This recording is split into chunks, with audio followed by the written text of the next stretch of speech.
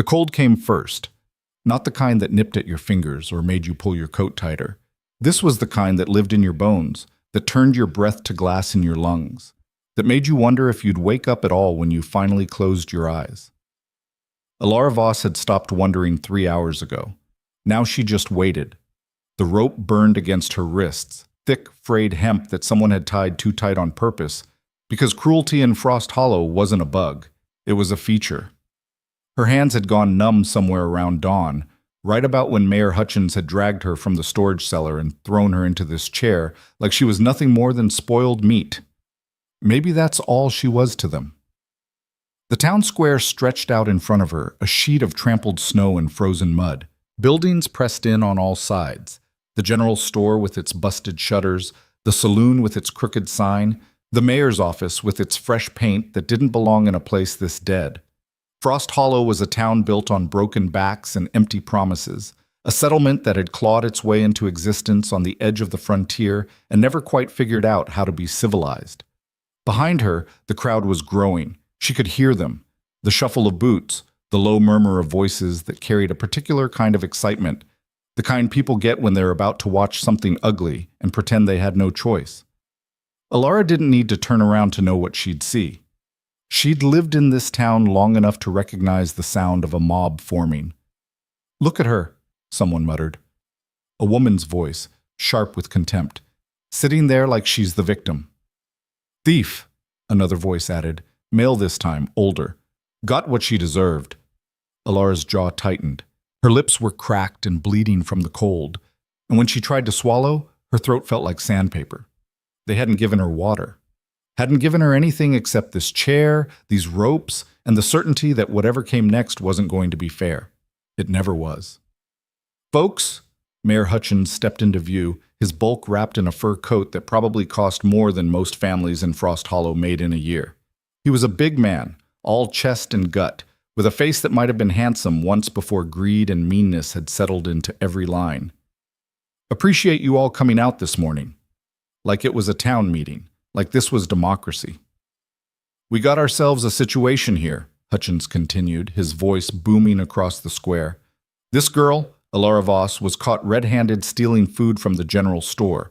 Now I know times are hard. I know winter's been rough. But we got rules in this town, and if we don't enforce them, well..." He spread his hands, all false sympathy. "Then we're no better than animals." A murmur of agreement rippled through the crowd. Alara wanted to scream, wanted to tell them that the food had been spoiled, that she'd been throwing it out, not stealing it, that she'd been working at that store for 2 months without pay, because Mrs. Calloway had promised her room and board and then conveniently forgotten to deliver on either. But her voice was gone, lost somewhere in the hours of cold and fear, and even if she could speak, what would be the point? They'd already decided. 3 days, someone shouted from the back. 3 days in the stocks ought to teach her. Too soft, another voice countered. Brand her. Let everyone know what she is. Hutchins held up a hand, playing the magnanimous leader. Now, let's not be hasty. The girl's young. Stupid, maybe, but young. His eyes found Alara's, and there was nothing kind in them. Nothing human. "I'm thinking one day in the square. Let her think about what she's done. Let everyone see what happens when you take what doesn't belong to you." One day. Alara's chest tightened. One day in this cold meant frostbite, meant pneumonia, meant maybe not walking away at all.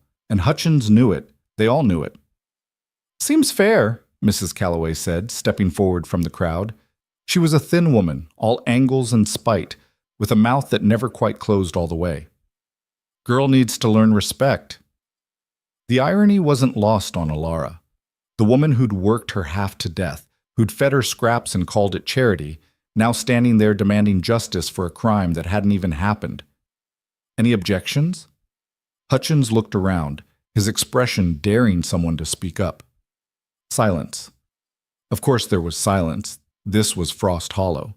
You kept your head down, kept your mouth shut, and you sure as hell didn't stick your neck out for a nobody like Alara Voss. Then it settled.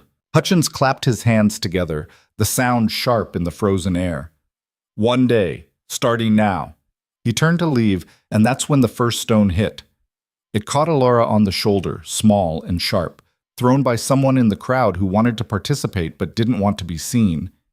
Pain bloomed hot and immediate, cutting through the numbness, and she gasped, a small, broken sound that she hated herself for making.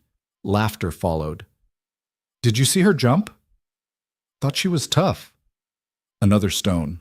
This one grazed her cheek, drawing blood. Warm and wet against the cold, it dripped down her jaw and onto her chest, a bright spot of red against the gray fabric of her dress. The crowd was getting braver now, closer. Someone threw a chunk of ice that shattered against the back of the chair, spraying her with frozen shards. Someone else spat, the glob landing on her boot. "Stop," Alara tried to say, but it came out as barely a whisper. They didn't stop. A man pushed forward, Thomas Garrett, the blacksmith's son, drunk at 10 in the morning and mean with it. He had a bottle in one hand and something dark in his eyes, something that said he'd been waiting for an excuse like this. "You know what we do to thieves where I'm from?" he slurred, weaving toward her. "Leave her be, Thomas," someone said, but it was half-hearted. No one moved to stop him. "We cut off their hands." Thomas pulled a knife from his belt, the blade catching the weak morning light. "Maybe just a finger to start. What do you think, boys?" The crowd murmured. Some sounded uncertain, most sounded curious. Alara's heart slammed against her ribs. She pulled at the ropes, but they held fast, biting deeper into her wrists. Blood was running freely down her face now, mixing with tears she didn't remember crying, and Thomas was getting closer, knife held loose and easy like he'd done this before. "Thomas," Mayor Hutchins' voice carried a note of warning. "We're not savages." "Of course not," Thomas agreed, but he didn't stop walking. "Just a finger. She won't miss it." He was 3 feet away when the shot rang out. Not a gunshot. Sharper than that. Closer. The crack of metal on metal, and suddenly Thomas's knife was gone, knocked clean out of his hand and spinning into the snow. He yelped, stumbling backward, and the crowd went silent. Everyone turned. At the edge of the square, just beyond the last row of buildings, a man stood in the snow. He was tall, taller than anyone Alara had ever seen, with shoulders that filled out a heavy coat like it had been built around him. Dark hair, longer than was fashionable, touched his collar. His face was all hard lines and shadows, weathered in a way that spoke of years spent in places that didn't forgive mistakes. And in his right hand, he held a hatchet, the blade still humming from where it had struck Thomas's knife midair. Nobody moved. Nobody breathed. The man walked forward, his boots crunching in the snow, each step deliberate and unhurried. He didn't look at the crowd, didn't acknowledge the mayor or Mrs. Calloway or any of the people who'd been so brave just moments ago. His eyes, cold and gray as the winter sky, were locked on Alara. "Rowan Creed," Mayor Hutchins said, and there was something in his voice Alara had never heard before. Fear. The man, Rowan, didn't respond. He crossed the square like he owned it, like the crowd was nothing more than decoration, and stopped in front of Alara's chair. Up close, he was even bigger than she'd thought, broad and solid in a way that made the mayor look soft. Scars marked his hands, his knuckles, the side of his neck where his collar didn't quite cover. This was someone who'd survived things that would have killed other men. "You Hutchins?" Rowan's voice was low, rough, like gravel underfoot. "Mayor Hutchins," the mayor corrected, puffing up despite the fear. "And you're trespassing on—" "Didn't ask for your title." Rowan crouched down, bringing himself level with Alara. His eyes scanned her face, the blood, the bruises, the way she was shaking from cold and shock. Something shifted in his expression. Not quite anger, something colder. "What'd she do?" "Stole from the general store," Hutchins said quickly. "We caught her red-handed. This is a legal punishment sanctioned by—" "You got proof?" Hutchins blinked. "What?" "Proof." Rowan stood, turning to face the mayor. "You caught her with stolen goods? Someone saw her take something that belonged to them?" Mrs. Calloway witnessed. "That's not what I asked." The crowd shifted, uncomfortable now. This wasn't how things were supposed to go. In Frost Hollow, the mayor said something was true, and that made it true. You didn't question, you didn't push back. Mrs. Calloway stepped forward, her chin raised. "I saw her with my own eyes. Had her hands in the garbage behind my store, picking through like a common garbage, Rowan interrupted. So she was taking things you'd already thrown away. Well, that's not, Mrs. Calloway's face flushed. The point is, she was stealing from the trash. It's the principle. Rowan looked at her for a long moment, and something in his gaze made her take a step back. Then he turned to Hutchins. This the kind of justice you run here? Tie up starving girls for taking your garbage? Now you listen here, Hutchins started, but Rowan had already moved past him. He walked to Alara's chair, pulled a knife from his belt, different from Thomas's, bigger, meaner, and cut the ropes with 2 quick strokes. They fell away, and Alara's arms dropped, useless and numb. She tried to stand and couldn't, her legs refusing to cooperate. Rowan caught her before she hit the ground. His hands were warm. That was the first thing she noticed. Warm and steady, holding her upright like she weighed nothing. The second thing she noticed was the way the crowd had gone completely silent, watching this stranger handle their prisoner like he had every right. This is outrageous, Hutchins sputtered. You can't just… She's been sentenced. She's leaving. Rowan's tone left no room for argument. He adjusted his grip on Alara, supporting most of her weight. Anyone got a problem with that? Thomas had retrieved his knife. He stood there, bloody-handed and furious, looking between Rowan and the mayor like he was waiting for permission to do something stupid. You're making a mistake, Hutchins said. And now the fear was gone, replaced by something harder, meaner. This town has laws.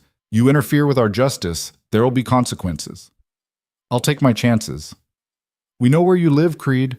That cabin up in the mountains, real isolated, real vulnerable. Rowan smiled, and it was the coldest thing Alara had ever seen. You know where I live. Good. That'll save you the trouble of getting lost when you come to collect your consequence. He turned, shifting Alara's weight, and started walking. Away from the square, away from the crowd, away from Frost Hollow and its laws and its mayor who was already calculating his next move. This isn't over, Hutchins shouted after them. Rowan didn't look back. The walk was a blur. Alara was aware of movement, of Rowan's steady gait beneath her, of the town falling away behind them. Her feet dragged through the snow, barely able to support any weight.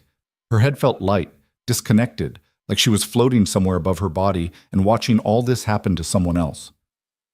Stay with me, Rowan said, his voice cutting through the fog. We've got distance to cover. Why? The word came out cracked and small. Why what? Why did you… She couldn't finish, couldn't articulate the question that was bouncing around in her skull. Why did you stop them? Why did you help me? Why does someone like you care about someone like me? Because they were wrong, Rowan said simply, and I don't like crowds. It wasn't much of an answer, but it was all she got. They walked for what felt like hours. The town disappeared behind them, swallowed by trees and hills, and the path, if you could call it that, started climbing, higher into the mountains where the air got thinner and the cold somehow sharper. Alara's lungs burned. Her legs screamed. Every step was a negotiation with a body that wanted to quit. Almost there, Rowan said, though she had no idea if he was lying. When the cabin finally appeared, it looked like something out of a fever dream, small and solid, built from logs that had been cut and fitted with the kind of precision that spoke of someone who knew what they were doing. Smoke curled from a stone chimney. A woodpile sat under a rough shelter, neat and organized. This wasn't just a shelter. This was a home. Rowan kicked the door open. It wasn't locked, and carried her inside. Heat hit her like a wall. A fire burned in the hearth, casting flickering light across a single room that held everything. A bed in one corner, a table with 2 chairs, shelves lined with supplies, tools hanging from hooks on the wall. It was sparse but clean, the kind of place that belonged to someone who didn't need much but took care of what they had. He set her down in a chair near the fire, then disappeared for a moment. When he came back, he had a blanket and a cup of something that steamed. Drink, he said, pressing the cup into her hands. She tried. Her fingers wouldn't work properly, wouldn't grip the way they should. Rowan wrapped his hands around hers, steadying the cup, and guided it to her lips. The liquid was hot and bitter, some kind of tea or broth, she couldn't tell, but it burned down her throat in the best way. Slowly, he warned when she tried to gulp it. You'll make yourself sick." She didn't care.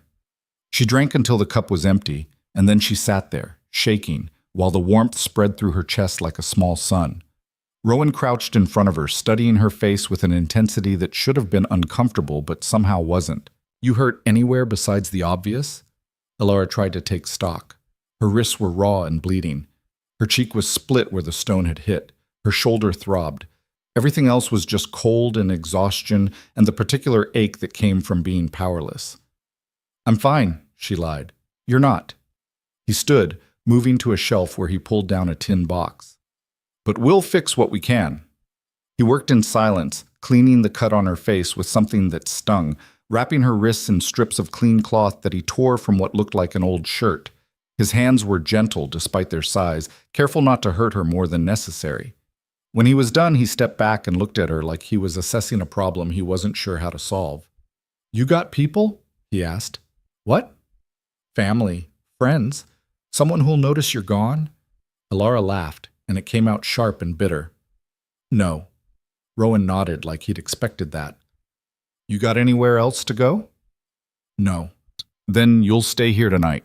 Tomorrow, we'll figure out the rest." It wasn't a question, but Alara felt like she should object anyway, like she should say something about not being charity, about not needing help, about how she'd gotten this far on her own, and she could keep going. But the words wouldn't come, and even if they had, they would have been a lie. "Okay," she whispered. Rowan pulled the second blanket off the bed and tossed it to her. "You take the bed. I'll take the floor." "You don't have to." "I'm not arguing with you about this." His tone was flat, final. "You're half dead and you weigh nothing. Take the bed." Too tired to fight, Alara stood on shaking legs and made her way to the corner. The bed was simple, a wooden frame with a mattress that had seen better days, but when she sank onto it, it felt like the softest thing she'd ever touched. She pulled the blankets up, felt the weight of them settle over her, and for the first time in hours, she felt safe. "Rowan?" she said into the firelit dark. "Yeah?" "Thank you." He didn't respond, just banked the fire, settled himself on the floor with his back against the wall, and closed his eyes. Alara watched him for a while, this stranger who'd stepped into her nightmare and pulled her out for no reason she could understand. He didn't look comfortable, didn't look like someone who was used to sharing his space, but he also didn't look like he regretted it. Eventually, exhaustion pulled her under, and for the first night in longer than she could remember, Alara Voss slept without fear. She woke to the smell of something cooking. For a moment, she didn't remember where she was. The ceiling was wrong, the walls were wrong, the light coming through the window was wrong. Then it all came back, the square, the ropes, the crowd, Rowan, and she sat up fast enough to make her head spin. "Easy." Rowan's voice came from near the hearth. He was crouched by the fire, stirring something in a pot. "You've been out for 14 hours. 14... Alara looked toward the window. Daylight. Weak and gray, but daylight. "I slept through the whole night?" "And most of the morning." He ladled whatever he was cooking into a bowl and brought it over. "Eat."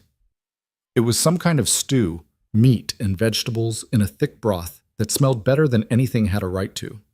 Alara took the bowl with both hands, ignoring the way her wrists protested, and ate like someone had told her it was her last meal. It probably wasn't good manners, but Rowan didn't seem to care. He just watched her with that same assessing look, like he was trying to figure her out.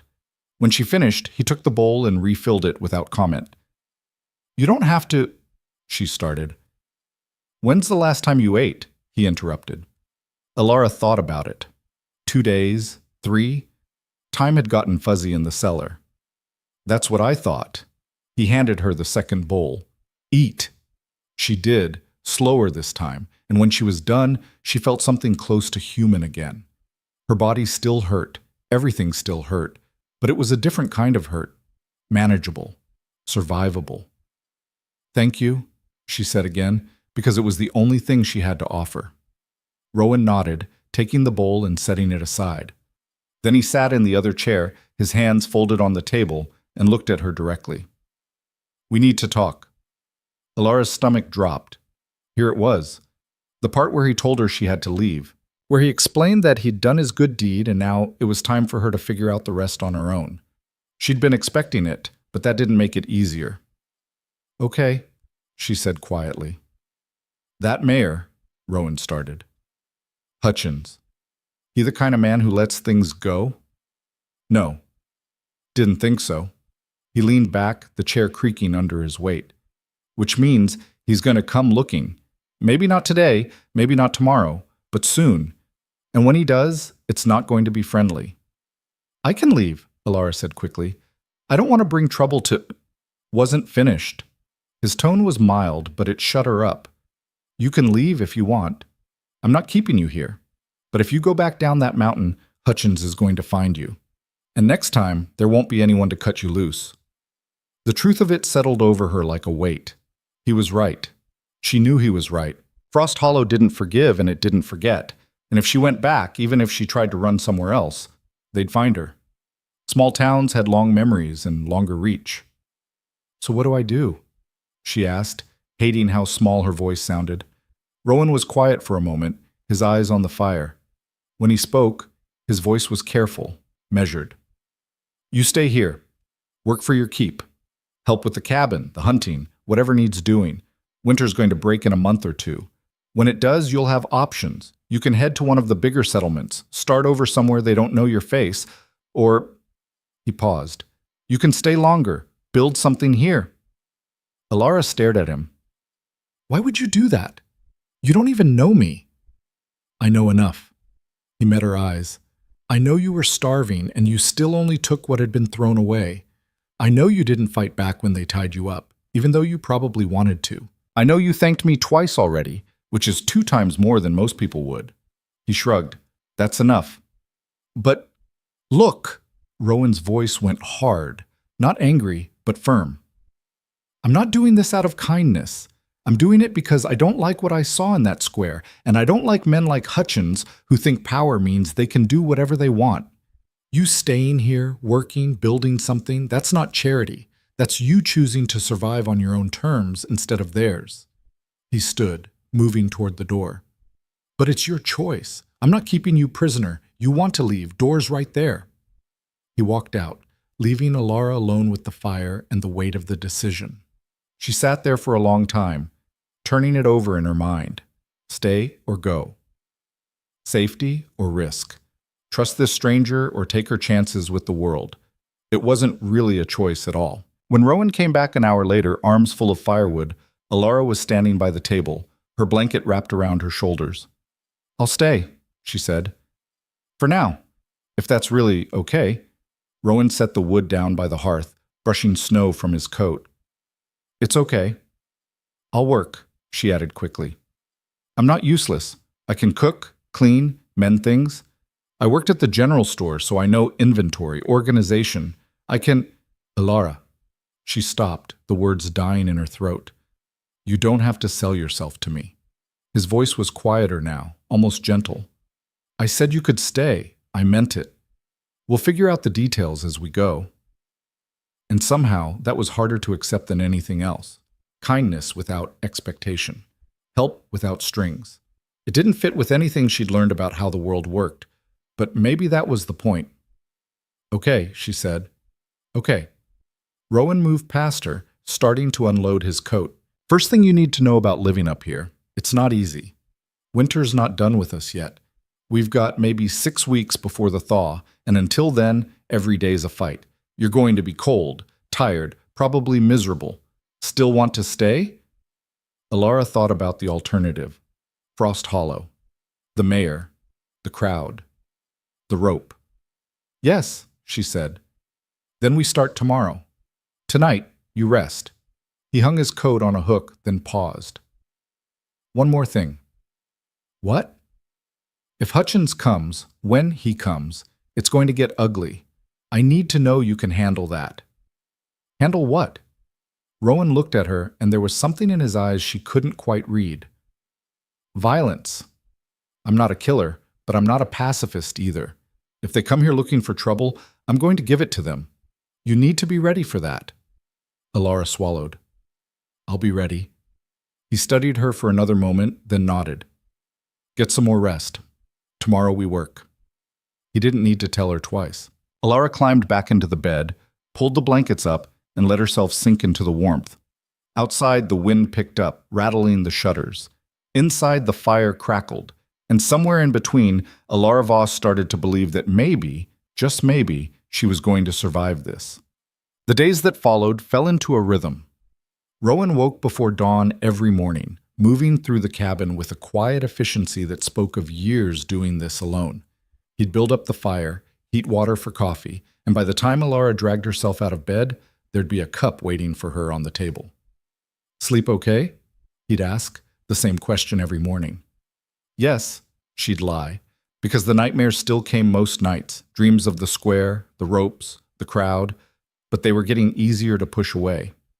Rowan never pushed, just nodded and moved on to the day's work. The work was relentless. Chopping wood, hauling water from the stream that ran a quarter-mile down the slope, checking the traps Rowan had set in a wide circle around the cabin. He taught her how to split logs properly, how to stack them so they'd dry evenly, how to read the weather by the way the wind moved through the trees. None of it was easy, and all of it left her exhausted, but there was something satisfying about it, something honest. "You're getting stronger," Rowan observed one afternoon, watching her work through a pile of wood that would have been impossible a week ago. Alara paused, wiping sweat from her forehead despite the cold. "Doesn't feel like it. Trust me, first day you could barely lift the axe. Now look at you." She looked down at her hands, callous now, marked with small cuts and scrapes that came from learning to work with wood and tools. They didn't look like her hands anymore. They looked like someone else's, someone capable. "Come on," Rowan said, slinging his pack over his shoulder. "We need to check the north traps before dark." They walked in silence most of the time, Rowan in front, Alara following. He moved through the forest like he was part of it, reading signs in the snow that she couldn't see, adjusting their path to avoid unstable ground or difficult terrain. Once he stopped so suddenly that she almost walked into him. "What?" she started, but he held up a hand. Silence. Then she heard it. A low growl somewhere off to the left, deep and rumbling, the kind of sound that made every instinct in her body scream run. "Don't move," Rowan said quietly. His hand went to the rifle on his back, but he didn't draw it. "Just stay still." The growl came again, closer this time, and then Alara saw it. A bear, massive and dark, moving through the trees about 30 yards away. It hadn't seen them yet, or if it hadn't decided they were interesting. Alara's heart hammered against her ribs. Her breath came fast and shallow, clouding the air in front of her face. "Breathe," Rowan murmured. "Slow. It can smell fear." She tried.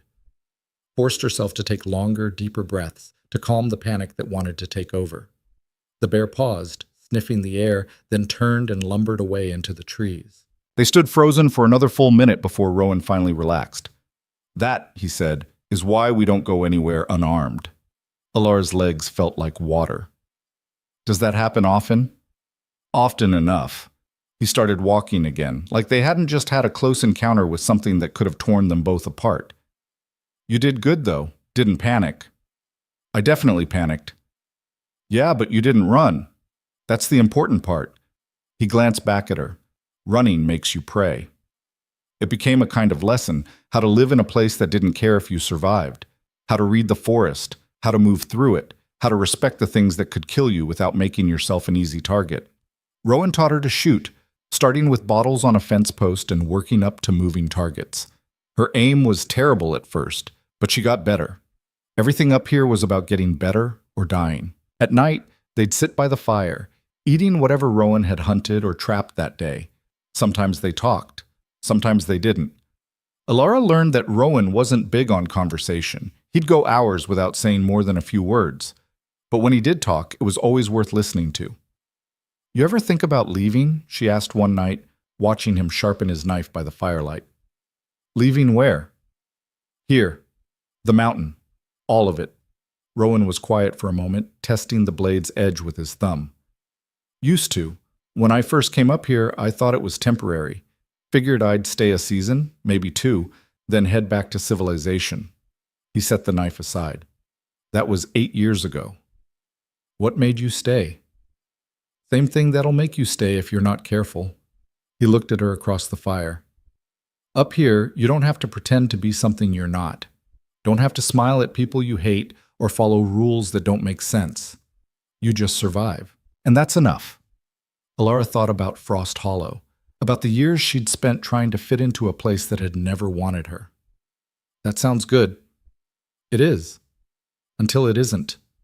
Rowan's expression shifted, something darker moving across his face. Isolation changes you, makes you hard, makes you forget how to be around people. You stay up here too long, you might not be able to go back. Maybe I don't want to go back. You say that now. Ask me again when you've been here through a full winter.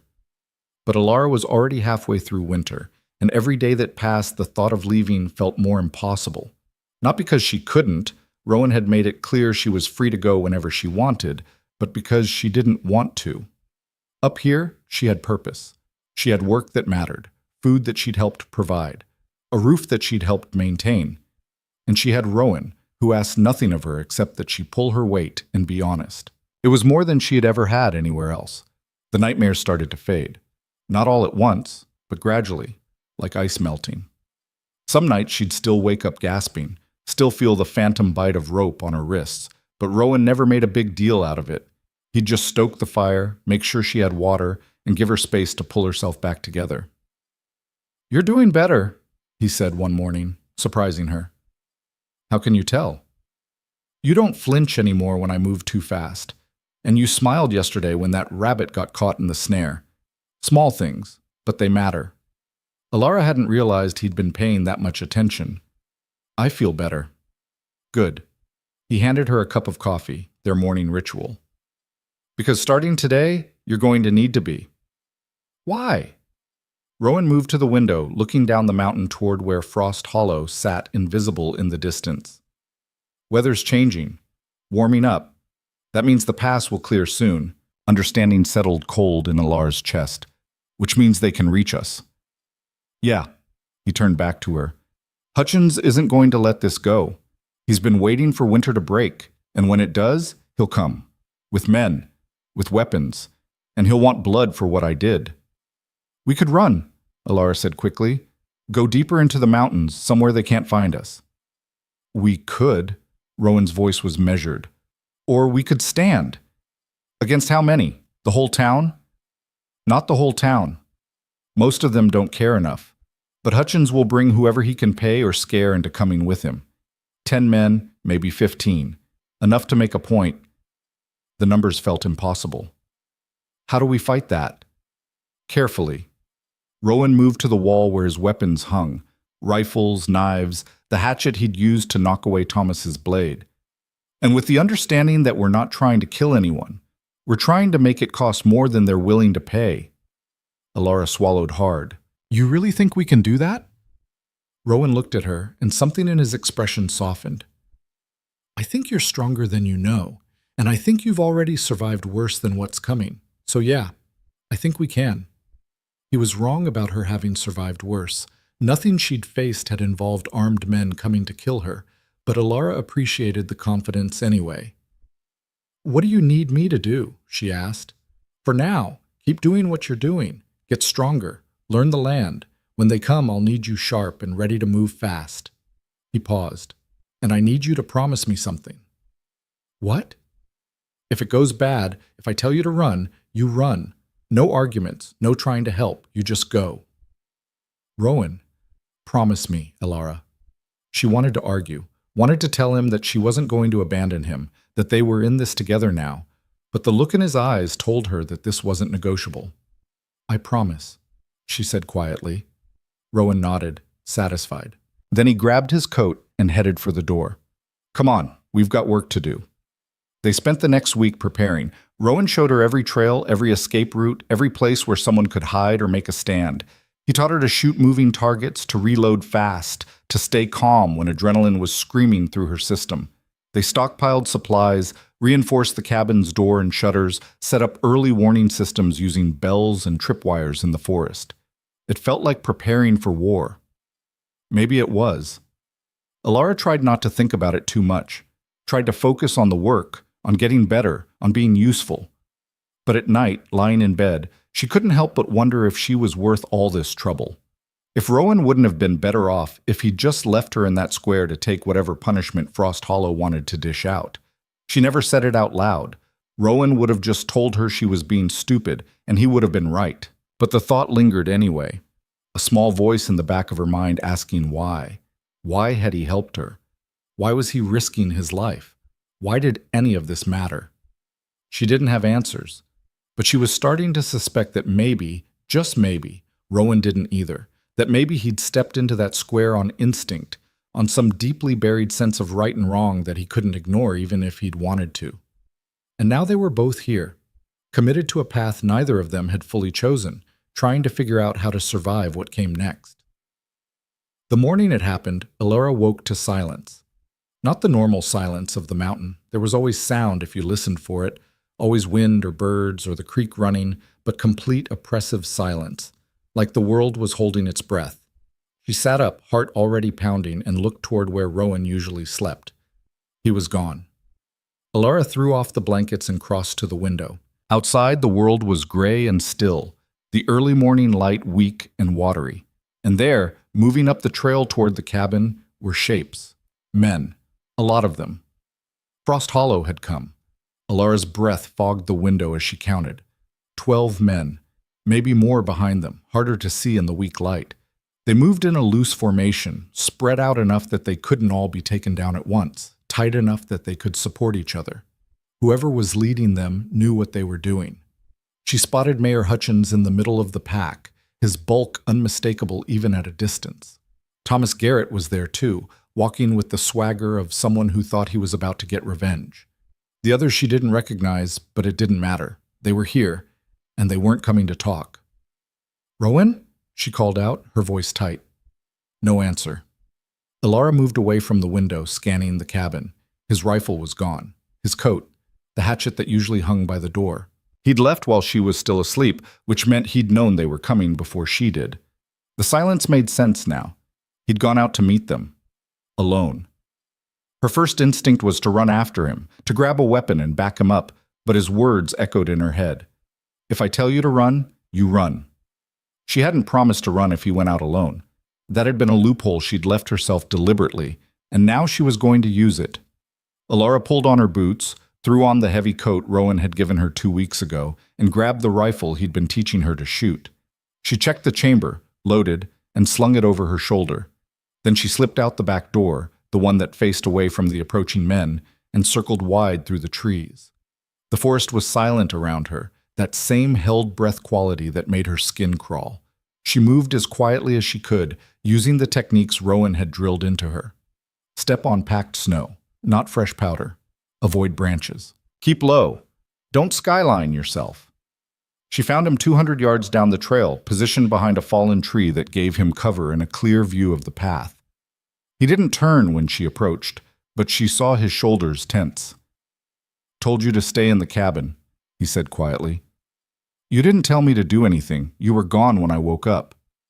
"That was intentional." Elora dropped down beside him, keeping her head below the log. "How many?" 14. Hutchins, his deputy, Thomas, and his brother. The rest are hired guns from what I can tell. Men who will do violence for money and don't ask questions." Rowan's eyes never left the trail. "They're armed. Rifles, pistols, probably knives. This isn't a citizen's arrest? This is an execution party. So what do we do?" "We don't do anything. I talk them down or I scare them off. You stay here, stay quiet, and if shooting starts, you run back to the cabin and keep going. There's a cache 3 miles north, marked with a red cloth on a pine tree. Supplies, money, enough to get you to the next settlement. I'm not leaving you here. Elora, no." She met his eyes, and something in her expression must have convinced him arguing was pointless. "You stepped into that square for me. I'm not running now." Rowan looked at her for a long moment, then sighed. "You're stubborn. I learned from the best." Despite everything, the corner of his mouth twitched, almost a smile. "Fine, but you follow my lead. When I say move, you move. When I say shoot, you shoot. When I say run." "I know." The sound of voices drifted up the trail, closer now. Hutchins' voice, loud and confident, giving orders like he was organizing a hunting party, which, Alara supposed, he was. Rowan's hand went to his rifle, but he didn't raise it yet. Last chance to walk away from this. Alara chambered around. Same to you. Can't. Already made my choice back in that square. Oh, then I guess we're both stuck. The first man came into view around the bend. Not Hutchins, but one of the hired guns, a lean man with a scar running down his cheek and a rifle held ready. He stopped when he saw Rowan's position, his eyes going wide. Contact, he shouted, bringing his rifle up. Rowan was faster. His shot took the man's hat clean off, sending it spinning into the snow. The man dove for cover, and suddenly the whole forest was chaos. Men scattered, finding trees and rocks and anything that would stop a bullet. Return fire came fast and wild, rounds chewing into the fallen tree and kicking up snow all around them. Alara pressed herself flat, her heart hammering, as splinters exploded from the log above her head. "Stay down!" Rowan barked, firing twice more. Not at the men, Alara noticed, but at the ground near their feet, at the trees beside them. Warning shots. He was still trying not to kill anyone. "Creed," Hutchins' voice boomed from somewhere in the trees. "This doesn't have to get ugly." Rowan didn't answer, just shifted position and fired again. Another man yelped and dropped his rifle, clutching his hand. "You got no right to that girl," Hutchins continued. "She's a criminal, and you're harboring her. That makes you an accomplice." "Your law ends at the town line," Rowan shouted back. "This is my land. You're trespassing. We got a warrant. You got a piece of paper signed by yourself. That's not a warrant. That's wishful thinking." A bullet cracked past Alara's head, close enough that she felt the displacement of air. She flinched, and Rowan grabbed her shoulder, pulling her lower. "You all right?" "Yeah. That was aimed. They're done with warnings." His jaw tightened. "Stay here. I'm going to flank them." Before Alara could argue, he was moving, low and fast, disappearing into the trees to the left. She watched him go, then turned her attention back to the trail. Men were advancing, using the trees for cover, getting closer. She counted 6 visible, which meant 8 more somewhere she couldn't see. One of them broke cover, sprinting for a closer position. Alara tracked him with her rifle, her finger on the trigger, and squeezed. The shot went wide, hitting a tree trunk 3 feet from the man's head. He dove anyway, scrambling for safety. She'd missed. But she'd also just announced that there were 2 guns in play, not 1. "There's another shooter!" someone yelled. More gunfire erupted, this time directed at her position. Alara pressed herself into the frozen ground, eyes squeezed shut, as rounds hammered into the log. Wood chips rained down on her back. The noise was enormous, overwhelming, nothing like the controlled shooting practice Rowan had put her through. Then, as suddenly as it started, the shooting stopped. Alara risked a look. The men had gone still, weapons lowered, all of them looking at something behind them. She followed their gaze and saw Rowan standing in the middle of the trail, 50 feet past their position, his rifle aimed at Mayor Hutchins' back. "Drop them," Rowan said quietly. Hutchins turned slowly, his face red with anger and something that might have been fear. "You won't shoot. Not an unarmed man." "Who said anything about unarmed?" Rowan's tone was conversational. "I can see the pistol on your hip from here. Makes you a legal target." "You're bluffing." Rowan's rifle cracked once, and the snow at Hutchins' feet exploded. The mayor jumped back, nearly falling. "Next one goes through your knee," Rowan said. "Then we'll see who's bluffing. Now tell your men to drop their weapons, all of them." Hutchins looked around at his hired guns, at Thomas and his brother, at the deputy who was supposed to be backing him up. None of them looked eager to find out if Rowan was serious. "Do it," Hutchins said through clenched teeth. Rifles hit the snow. Pistols followed. Knives came out of belts and sheaths. Within 30 seconds, the trail was littered with enough weaponry to outfit a small army. "Good," Rowan gestured with his rifle. "Now back up, 20 feet. They moved as a group, shuffling backward, leaving their weapons behind. Alara used the moment to slip out from behind the log and circle around to Rowan's position, keeping her rifle up and her finger on the trigger. When she reached him, he glanced at her briefly. "Thought I told you to stay put." "You did?" "And you ignored me." "I did." Despite the situation, she saw that almost smile again. You're going to be trouble. Probably. Rowan turned his attention back to the men. Here's how this is going to work. You're going to turn around and walk back to Frost Hollow. You're going to tell everyone that Alara Voss is under my protection, and anyone who comes after her is coming after me. You're going to spread the word that my land is off limits, and trespassing will be met with force. You can't, Hutchins started. I just did. Rowan's voice went cold. You came onto my property with 14 armed men to kill a girl who took spoiled food from a trash pile. You fired first. You escalated, and you lost. Now you get to walk away and think real hard about whether this was worth it. The law says I can defend my property and the people on it. The law says you need actual evidence to convict someone, not just the word of a bitter shopkeeper. The law says a lot of things you conveniently ignore when they don't suit you. Rowan stepped forward, and the men flinched back. But up here, there's only one law that matters. You leave me alone, I leave you alone. You break that rule, and I stop being reasonable. Thomas Garrett, standing at the edge of the group, spat into the snow. This isn't over, Creed. You can't watch your back forever. Rowan turned to look at him, and whatever Thomas saw in his face made him go pale. You're right. I can't. But I don't need forever. I just need long enough to make you regret it. And trust me, Thomas, I'm very good at making people regret things. Silence. Then Hutchins cleared his throat. Fine. We're leaving, but this girl, she's still a criminal. She's still got charges waiting. Then take it up with a real court. Get a real warrant. Follow the actual law instead of making it up as you go. Rowan's rifle never wavered. Until then, she stays here, with me. And if you don't like it, you can try this again. But next time, I won't be aiming at the ground. Hutchins looked like he wanted to argue more, but something in Rowan's stance must have convinced him it was a bad idea. He turned to his men. Let's go.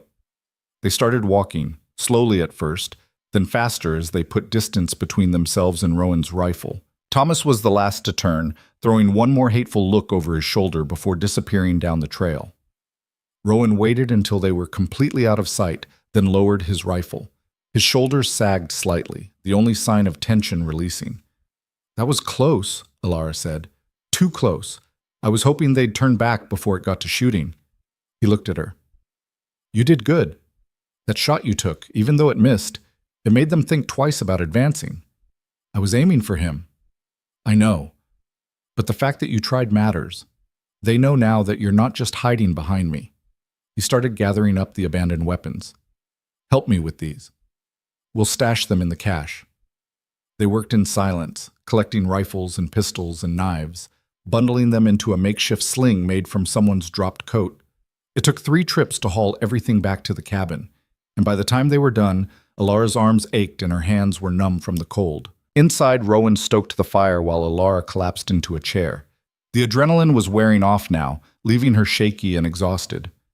Her hands trembled as she tried to wrap them around a cup of water. That was stupid, she said finally. Rowan looked up from the hearth. What was? You going out there alone. You could have been killed. Could have. Wasn't. He stood, brushing soot from his hands. And if I'd waited for backup, they would have surrounded the cabin. This way, I got to choose the terrain. Still stupid. Maybe. He sat across from her, and for the first time since she'd known him, he looked tired, really tired. But it worked. This time. Yeah, this time. Rowan leaned back, closing his eyes. They'll come back. Maybe not Hutchins. He looked shaken enough that he might actually think twice. But Thomas won't let this go. He's got pride and not enough sense to know when he's outmatched. So what do? We stay ready. We keep training. And we hope that the next time they've learned something. He opened his eyes, looking at her. You really should have stayed in the cabin. You really should have woken me up before you left. Touché. They sat in silence for a while, listening to the fire crackle and the wind pick up outside. Alara's hands finally stopped shaking, and she managed to drink her water without spilling it. Rowan? She said eventually. Yeah? Why'd you really help me? Back in the square, I mean. You didn't know me, didn't owe me anything, so why? Rowan was quiet for a long time, staring into the fire. When he finally spoke, his voice was low. Because I used to be you. Alara blinked. What? Not exactly. Different circumstances. But I know what it's like to be on the wrong end of a mob. To have people decide you're guilty without giving you a chance to speak. To be tied up and left to whatever punishment they think fits. He rubbed his wrist absently, and Alara noticed faint scars there she'd never seen before. Someone helped me once. Cut me loose, got me out. I never got to thank them. Figured I'd pay it forward. What happened? To the person who helped you. They died. 3 days later, infection from a wound they got during the rescue. His jaw tightened. I was too young, too stupid to know how to help them. By the time I figured out they needed a doctor, it was too late. I'm sorry. Don't be. It was a long time ago. But his voice said otherwise. Point is, when I saw you in that square, I saw myself. And I saw a chance to do what I couldn't do back then, make it right. Alara didn't know what to say to that. The weight of it settled over her, the realization that she represented something more than just a stranger in trouble. She was a second chance, a do-over. For what it's worth, she said quietly, I'm glad you did. Me too. The fire popped, sending sparks up the chimney. Outside, the wind rattled the shutters. Inside, something had shifted between them. Not quite friendship, not quite anything else, but something real. Something that mattered. Get some rest, Rowan said, standing. I'll take first watch. You think they'll come back tonight? No, but I'm not taking chances. He moved to the window, rifle in hand. Sleep while you can. Alara wanted to argue, wanted to offer to share the watch, but exhaustion was pulling at her hard. She made it to the bed, kicked off her boots, and was asleep before her head hit the pillow. She woke to sunlight and the smell of coffee. Rowan was at the table cleaning his rifle with the methodical precision of someone who'd done it 1,000 times. He looked up when she stirred. Morning. Morning. Alara sat up, rubbing sleep from her eyes. Anything happen? Quiet all night, snowed around midnight, covered their tracks in hours. If they were thinking about coming back, the weather changed their minds. That's good? For now. He set the rifle aside and poured her coffee. We need to talk about what happens next. Alara's stomach tightened. Okay. Hutchins backed down yesterday, but he's not going to forget. Neither is Thomas. They'll wait, regroup, maybe try again in a few weeks when they think we're not expecting it. Or they'll try something different. Burn us out, poison the water, cut off our supplies. Point is, this isn't over. I know. So you have a choice. You can stay here, help me defend this place, and accept that your life is going to be looking over your shoulder for the foreseeable future. Or you can take the supplies from the cache, head north to one of the settlements where no one knows your face, and start over clean. Alara looked at him across the table. What do you want me to do? Doesn't matter what I want. This is your life. It matters to me. Rowan met her eyes, and something complicated passed between them. I want you to be safe, and I'm not sure staying here is safe. Nowhere's safe. Not really. Alara wrapped her hands around her coffee cup. At least here, I know what I'm up against, and I'm not alone. You won't be alone out there either. The northern settlements are good people, mostly. They'd help you get on your feet. But I wouldn't know them, wouldn't trust them. She paused. I trust you. The words hung in the air between them, heavier than they should have been. Rowan looked away first, his jaw working. Trust is dangerous, he said finally. So is everything else. He didn't have an answer for that. Instead, he stood and moved to the window, looking out at the snow-covered forest.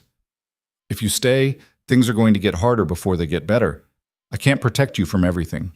I'm not asking you to protect me. I'm asking you to let me stand with you.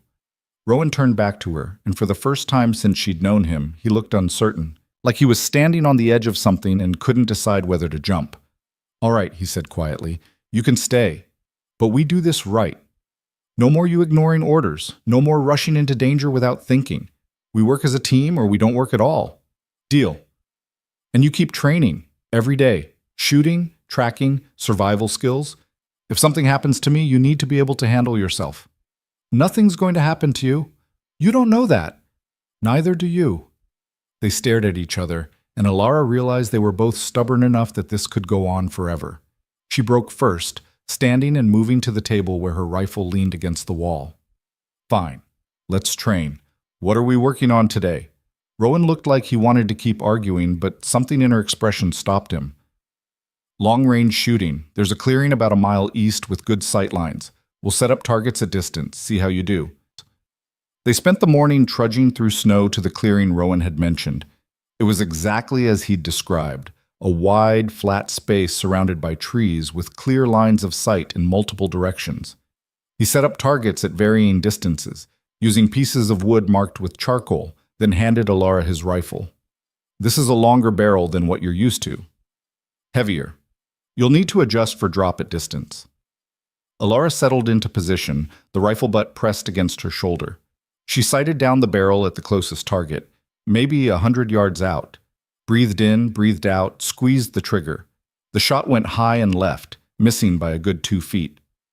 Compensate for wind, Rowan said from behind her. It's coming from the west, so aim a bit right. She tried again, closer this time, but still a miss. You're pulling the shot. Don't anticipate the recoil. Let it surprise you. Third try. The target splintered, a direct hit. Better. Rowan pointed to the next target, 200 yards out. Now that one. They worked through the morning and into the afternoon, Alara firing until her shoulder ached and her ears rang despite the cold muffling sound. Rowan was patient but demanding, correcting her stance, her breathing, her trigger control. By the time they finished, she was hitting more than she missed, and the targets looked like they'd been through a war. Not bad, Rowan said as they packed up. Give it another month and you'll be dangerous. I'm already dangerous. Fair point. They walked back in comfortable silence, Alara carrying the rifle with a familiarity that would have seemed impossible a few weeks ago. She was changing up here, becoming someone different, someone harder. She wasn't sure if that was good or bad, but it felt necessary. Back at the cabin, Rowan started preparing dinner while Alara cleaned the rifle. It had become their routine. He cooked, she maintained the weapons, and they'd eat together as the sun set. Simple, sustainable, almost normal. Can I ask you something? Alara said as she worked oil into the rifle's action. Shoot. That person who helped you, the one who died, what was their name? Rowan's hand stilled over the pot he was stirring. Sarah. Her name was Sarah. Were you close? She was my sister. His voice was flat, carefully controlled. Half-sister, technically. Different mothers. But she looked out for me when no one else did. Alara's chest tightened. I'm sorry, I shouldn't have asked. It's all right.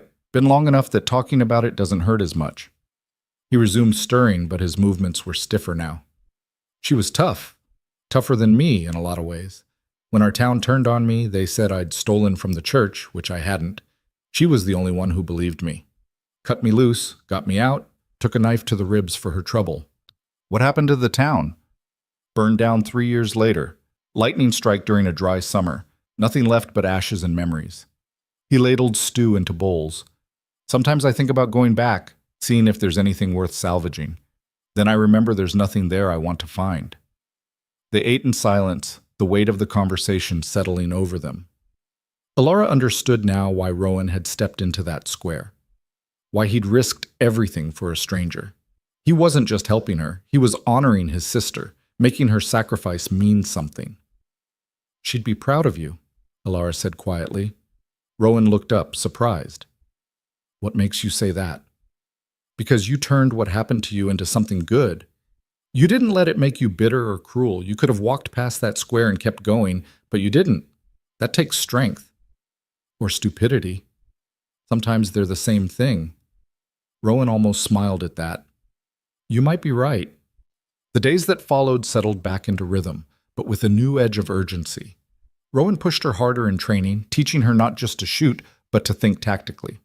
How to use terrain, how to set up ambushes, how to recognize when someone was tracking you, and how to lose them. It was exhausting work, but Alara threw herself into it. She had to, because Rowan was right. This wasn't over. Sooner or later, Frost Hollow would come again, and next time, they needed to be ready. 2 weeks passed without incident, then 3. The weather warmed slightly, the snow beginning to melt in patches, exposing frozen ground beneath. Spring was coming, which meant the pass would open fully, which meant they were running out of time to prepare. "We need to set up observation posts," Rowan said one morning, spreading a rough map on the table. "Places where we can watch the approaches without being seen. If they come again, I want advance warning." "How many approaches are there?" "4 main ones. The trail we use, the eastern ridge, the northern pass, and the southern route through the valley. We can't watch all of them at once, but we can set up markers, tripwires, bells, things that'll make noise if someone crosses them."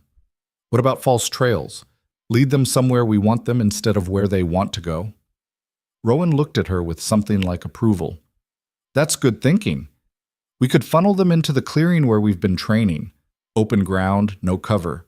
If it comes to a fight, that's where we'd want it." They spent the next week setting up their defenses. Tripwires strung across game trails. Bells hung in trees where the wind wouldn't move them, but a person would. False paths that looked easier than they were, leading to dead ends or exposed positions.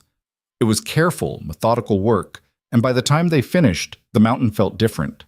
Less like home, more like a fortress. Alara hated it, hated that they had to turn this place into something defensive. But she understood the necessity. On the 18th day, the bells rang. Eastern approach, 3 chimes. Someone was coming, and they weren't trying to be quiet about it. Rowan grabbed his rifle, Alara grabbed hers, and they moved to the observation post they'd built on the ridge. From there, they had a clear view of the eastern trail, and what Alara saw made her heart sink. It wasn't an army this time, just 3 men, moving fast and purposeful. But she recognized one of them immediately, Thomas Garrett, with his brother and someone else she didn't know. And they weren't carrying rifles, they were carrying torches. "They're going to burn us out," Rowan said, his voice tight. "Smart. Can't defend against fire." "What do we do?" Rowan's jaw clenched. "We stop them before they get close enough to throw." He raised his rifle, sighting down the scope. "This is going to get ugly." Alara's hands tightened on her own rifle. "How ugly?" "The kind where people get hurt." He looked at her. "You ready for that?" She thought about the square, the ropes, the stones, the way the crowd had looked at her like she was nothing. She thought about everything Rowan had risked to pull her out of that, everything they'd built here. "Yeah," she said. "I'm ready." Rowan nodded once, then turned his attention back to the approaching men. "Then let's end this." Rowan's first shot kicked up snow 2 feet in front of Thomas Garrett, close enough that the man stumbled backward with a shout. The torches wavered, but didn't drop. Thomas's brother spun around, trying to locate where the shot had come from, while the third man, lean and nervous-looking, took a step back toward the trees. "That's your warning!" Rowan's voice carried across the distance, amplified by the mountain terrain. "Next one draws blood!" Thomas straightened, torch held high like a weapon. "Come down here and face us, Creed, or are you hiding behind that girl again?" Alara felt the insult land, but Rowan's expression didn't change. He worked the bolt on his rifle with practiced ease, chambering another round. "I'm giving you one chance to walk away," he called back. "Drop the torches and leave. This doesn't have to end with someone getting hurt." "You already made it end this way," Thomas shouted. His face was red even from this distance, twisted with anger and something that looked like desperation. "You humiliated us in front of the whole town, made us look weak. You did that yourselves when you showed up with 14 men to kill a girl over garbage." Thomas took 3 steps forward, torch extended. "She's a thief, and you're a traitor to civilized people. This whole mountain should burn with you on it." Rowan's jaw tightened. Alara saw it, the shift from controlled to something colder. He glanced at her briefly. "When I move, you cover the one on the left. Don't aim to kill, just keep him from running." "What are you going to do?" "End this conversation." He rose from behind their cover, rifle still aimed down at the 3 men. "Thomas, your brother's got a family, doesn't he? Wife and 2 kids back in town?" Thomas's brother, Marcus, Alara remembered his name now, froze. His torch dipped slightly. "What's that got to do with anything?" Thomas demanded. "Everything." Rowan started walking down the slope, his movements deliberate and unhurried. "Because if those torches get thrown, if my cabin catches fire, I'm going to make sure at least one of you doesn't make it back to tell the tale. And Marcus, you seem like the type who'd want to see his kids grow up." Marcus's face went pale. "Thomas, Maybe we should... Shut up, Thomas snapped. He's bluffing. Am I? Rowan was closer now, maybe 50 yards out. The rifle was still up, still aimed, but he'd shifted his stance slightly, relaxed it, made himself look less like he was about to shoot and more like he was simply ready to. Tell me, Thomas, are you willing to bet your brother's life on that?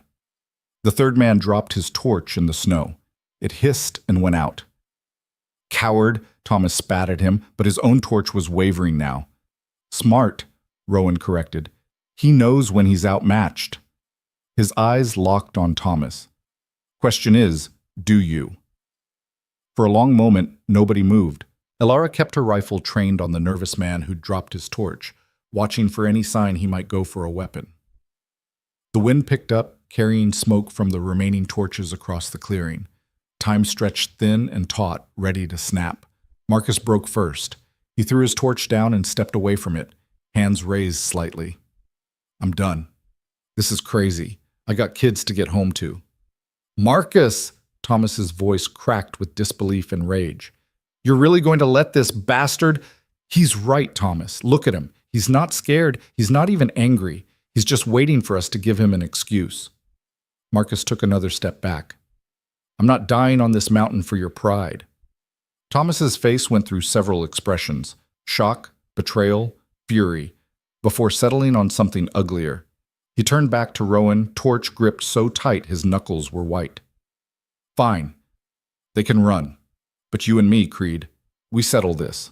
Right now. No guns. No tricks. Just you and me.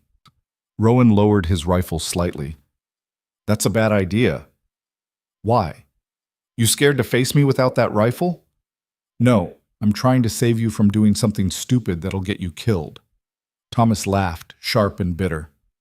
Big talk from someone hiding up here like a hermit. Everyone knows the real reason you don't come to town. You're afraid. Afraid of people, afraid of civilization, afraid of anything that doesn't let you play king of the mountain. Elara saw Rowan's shoulders tense, saw something flicker across his face that she'd never seen before. Genuine anger, breaking through the careful control. Last chance, Thomas. Walk away. Make me. Rowan handed his rifle to Elara without looking at her. Stay here. If the other two move, shoot near them, not at them. Near. Rowan, don't. I know what I'm doing.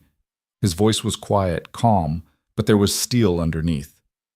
This has been coming since the square. Better to end it now. He walked down the slope, closing the distance to Thomas with measured steps. When he was 10 feet away, he stopped and shrugged out of his heavy coat, letting it fall to the snow. Underneath, he wore a simple shirt that showed the breadth of his shoulders, the thickness of arms built from years of mountain work. Thomas threw down his torch and did the same, stripping to his shirt. He was smaller than Rowan, wiry where Rowan was solid, but he moved with the confidence of someone who'd been in plenty of fights and won most of them. They circled each other slowly, boots crunching in the snow. Alara's heart hammered against her ribs. She wanted to stop this, wanted to shout that it was pointless, that violence wasn't going to solve anything. But she understood that some things could only be settled one way, and this was one of them. Thomas struck first, a quick jab that Rowan slipped easily. Another jab, another slip. Thomas was testing him, trying to gauge his speed and reactions. Rowan didn't return the strikes, just kept circling, watching. Come on, Thomas taunted. Fight back! Rowan's punch came out of nowhere, a straight right that caught Thomas in the ribs and drove the air from his lungs. Thomas staggered, eyes wide with shock, and Rowan was already moving, closing the distance, driving another punch into the same spot. Thomas went down on one knee, gasping. Stay down, Rowan said quietly. This is over. But Thomas wasn't the type to stay down. He surged up with a roar, tackling Rowan around the waist and driving him backward into the snow. They went down together, a tangle of limbs and fury, and suddenly it wasn't careful or controlled anymore. It was brutal. Thomas got on top, raining punches down. Some landed, most didn't. Rowan was covering up, protecting his head, waiting for an opening. When it came, he took it. His hand shot out, grabbed Thomas's shirt, and pulled him down while driving his head up. The impact of skull meeting nose was audible, even from where Elara stood. Thomas rolled off, blood streaming from his nose, and Rowan got to his feet.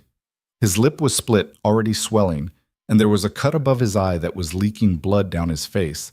But he was standing, and Thomas wasn't. "We done?" Rowan asked, breathing hard. Thomas spat blood into the snow. "Not even close." He came up swinging, wild and desperate now, and Rowan met him head on. The fight devolved into something ugly and grinding, both men absorbing punishment that would have dropped anyone else. Rowan landed a punch that snapped Thomas's head back. Thomas returned with a knee to Rowan's ribs that made him grunt and stumble. They broke apart, circled, came together again. Alara's hands were shaking on the rifle. She'd seen fights before. Growing up in Frost Hollow, you saw plenty. But never like this. Never this raw, this vicious. Both men were bleeding now, faces marked with cuts and bruises. But neither was willing to quit. It was Marcus who finally intervened. He rushed forward, grabbed his brother from behind, and dragged him backward. "Enough, Thomas. Look at yourself. This isn't worth it." Thomas struggled, but he was exhausted, and Marcus was fresh. "Let me go." "No, we're leaving. Right now." Rowan stood there, swaying slightly, his hands still raised and ready. Blood dripped from his chin onto the snow, stark red against white. He looked like something out of a nightmare, battered and dangerous and unwilling to back down. "Listen to your brother," Rowan said, his voice rough. "Next time we do this, I might not stop." Thomas finally went limp in Marcus's grip. "This isn't finished." "Yeah, it is." Marcus started pulling him toward the trees. "Come on, let's get you home." The third man had already disappeared, probably run off the moment the fight started. Marcus dragged Thomas back up the trail, both of them moving slow and exhausted. Thomas kept looking back, but he didn't try to break free again. Alara waited until they were out of sight before rushing down to Rowan. He was bent over, hands on his knees, breathing in ragged gasps. "Are you okay?" She reached for his face, trying to assess the damage, but he pulled back. "I'm fine." "You're bleeding from half a dozen places." "Had worse." He straightened with a wince, touching his ribs gingerly. "Nothing broken, just bruised." That was stupid. "Yeah." He retrieved his coat from the snow and shrugged into it. "But necessary." "How is that necessary? You could have Just what? Shot him? Let him burn the cabin?" "This was always going to come down to something like this, Alara. Better to handle it now, on my terms, than wait for him to catch me unprepared." He started walking back toward the cabin, his gait stiff and uneven. "At least now he knows I'm serious." Alara fell into step beside him, steadying him when he stumbled. "Do you think he'll actually stop?" "Thomas?" "No. But his brother will keep him on a leash for a while, and the town will hear about this, about how he challenged me and lost. That'll matter to some people. Make them think twice about backing his next play." "And if it doesn't?" Rowan was quiet for a long moment. "Then we deal with it when it comes." Back at the cabin, Alara forced him to sit while she cleaned his wounds. The cut above his eye needed stitches, but Rowan refused, insisting it would heal on its own. His ribs were badly bruised, maybe cracked, and his hands were swollen from the punches he'd thrown. But he was right. Nothing was broken. "You're lucky," Alara said, wrapping his knuckles with clean cloth. "Luck had nothing to do with it. Thomas fights angry. Angry fighters make mistakes." "And what do you fight?" Rowan met her eyes. "Careful." She finished wrapping his hands in silence. When she was done, he flexed his fingers experimentally, testing the tightness of the bandages. "Thank you," he said quietly. "For what?" "For staying up on that ridge, for not trying to intervene. I know you wanted to." Alara had wanted to, had come close to running down there half a dozen times, but she'd held her ground, kept her rifle trained on the other men, and let Rowan handle it his way. "I trust your judgment," she said.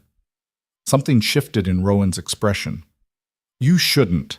My judgment's gotten a lot of people hurt over the years. But not me. You've kept me alive, kept me safe, taught me how to survive up here. That's not bad judgment." "We'll see." He stood, moving toward the window. "This bought us time, but not much. A week, maybe 2. Then something else will happen. Someone else will come. This mountain's getting crowded. Then maybe it's time we left, went somewhere else, started over where no one knows us." Rowan looked at her, surprised. "I thought you wanted to stay." "I want to survive." And I want you to survive. If that means leaving, then we leave." For a moment, she thought he might actually consider it, saw him turn the idea over, weigh it against whatever kept him anchored to this place. Then he shook his head. "I've run before. Spent years running. This is where I stopped, where I decided to make a stand. If I leave now, I'll just be running again." His voice was firm, final. "I'm done running. Even if it kills you? Even then." Alara wanted to argue, wanted to make him see reason, but she recognized that tone. She'd used it herself often enough, that stubborn refusal to bend no matter what logic said. So instead she just nodded. "Okay, then we stay, but we do it smart.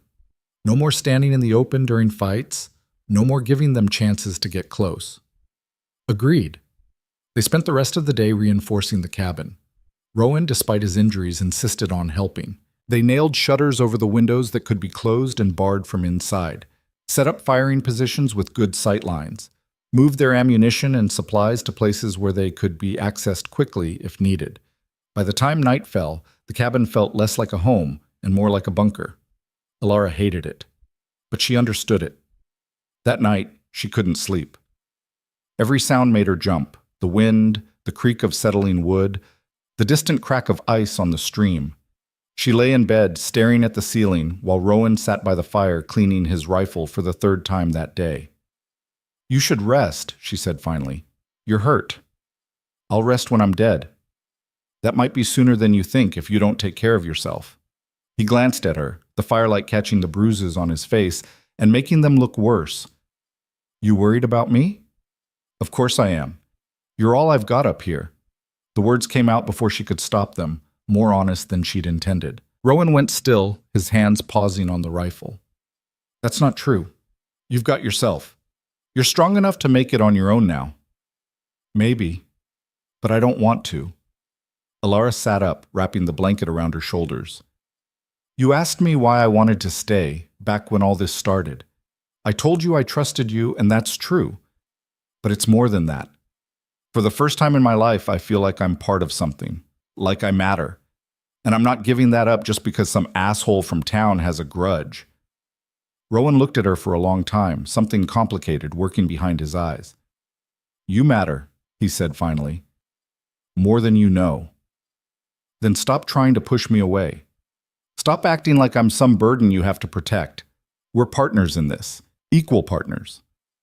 "Equal partners don't have one person who's been living on a mountain for 8 years and another who's been here less than 2 months. Equal partners trust each other to do their part, regardless of experience." Alara stood, moving to sit across from him. "You've taught me everything I know about surviving up here. Let me use it. Let me help carry the weight." Rowan set the rifle aside, leaning back in his chair. His face was exhausted, lined with pain and worry, and something else she couldn't quite name. "You already carry more than you should," he said quietly. "This whole situation. It's my fault. I brought this down on us when I stepped into that square. You're only in danger because I made you my problem. You made me your responsibility. There's a difference." "Is there?" "Yes." Alara's voice was firm. "A problem is something you want to get rid of. A responsibility is something you take care of because you choose to. You chose to help me. I'm choosing to stay.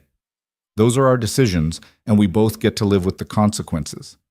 Rowan smiled, just a little, despite the split lip that made it painful. "When did you get so wise?" "I had a good teacher." They sat in silence for a while, the fire crackling between them. Outside, the wind had died down, leaving the mountain quiet and still. It felt like the calm before something. Alara wasn't sure what, but something was coming. She could feel it in her bones. "Get some sleep," Rowan said eventually. "I'll wake you in a few hours and you can take second watch." "You're actually going to let me help with watch?" "You just gave me a speech about equal partners. Figured I should probably listen to it." Alara smiled despite herself. "Progress." She went back to bed, and this time exhaustion pulled her under almost immediately. When Rowan woke her 3 hours later, she felt more rested than she had in days.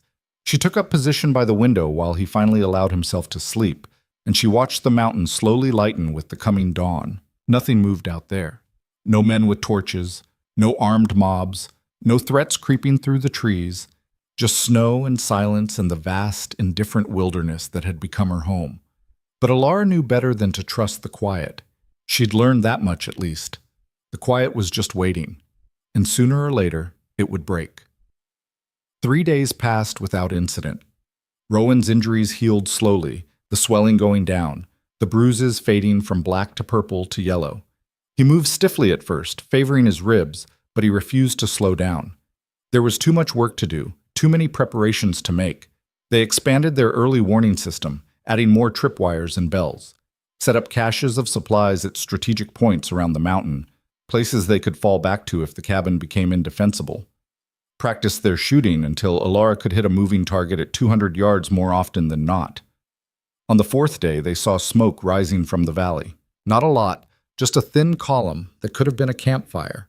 But it was in the wrong place, too close to the trails that led up to their position. "Someone's camping," Rowan said, watching through the scope of his rifle. "Or someone wants us to think they're camping. Could it be hunters, regular people? This time of year? Unlikely. Game's still scarce from winter." He lowered the rifle. "More likely it's a scout. Someone keeping an eye on us, reporting our movements. So what do? We find out who it is." Rowan started gathering supplies, his rifle, ammunition, food, water. "Pack light. We might be gone overnight." Alara's stomach tightened. "We're going down there? We need to know what we're dealing with. If it's a scout, we need to know who sent them and what they're reporting. If it's something else..." He shrugged. "We'll figure it out when we get there." They left the cabin an hour later, moving quietly through the forest. Rowan led, following a route that kept them off the main trails and in cover. Alara stayed close, rifle ready, eyes scanning for any sign of movement. The smoke was coming from a clearing about 2 miles east of their position, set back in the trees where it wouldn't be easily visible from most angles. Smart placement.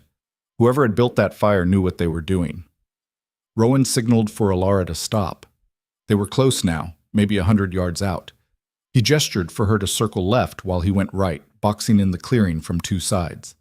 She nodded and started moving, keeping low, using the trees for cover. When she was in position, she could see the fire clearly. A small blaze, carefully tended, with a figure sitting beside it. The person was bundled in heavy furs, face hidden by a hood, impossible to identify at this distance. Rowan stepped out from the trees on the opposite side, rifle up and ready. "Stand up slow. Keep your hands where I can see them." The figure didn't move, didn't react at all. "I said stand up!" Rowan's voice was harder now, carrying a warning edge. Still nothing. Alara felt the hair on the back of her neck rise. Something was wrong. She shifted her position slightly, trying to get a better angle, and that's when she saw it. The figure wasn't sitting. It was propped up. And the furs weren't furs. They were clothes, stuffed with straw and branches, arranged to look like a person from a distance. "Rowan, it's a..." The shot came from behind them, high and to the left.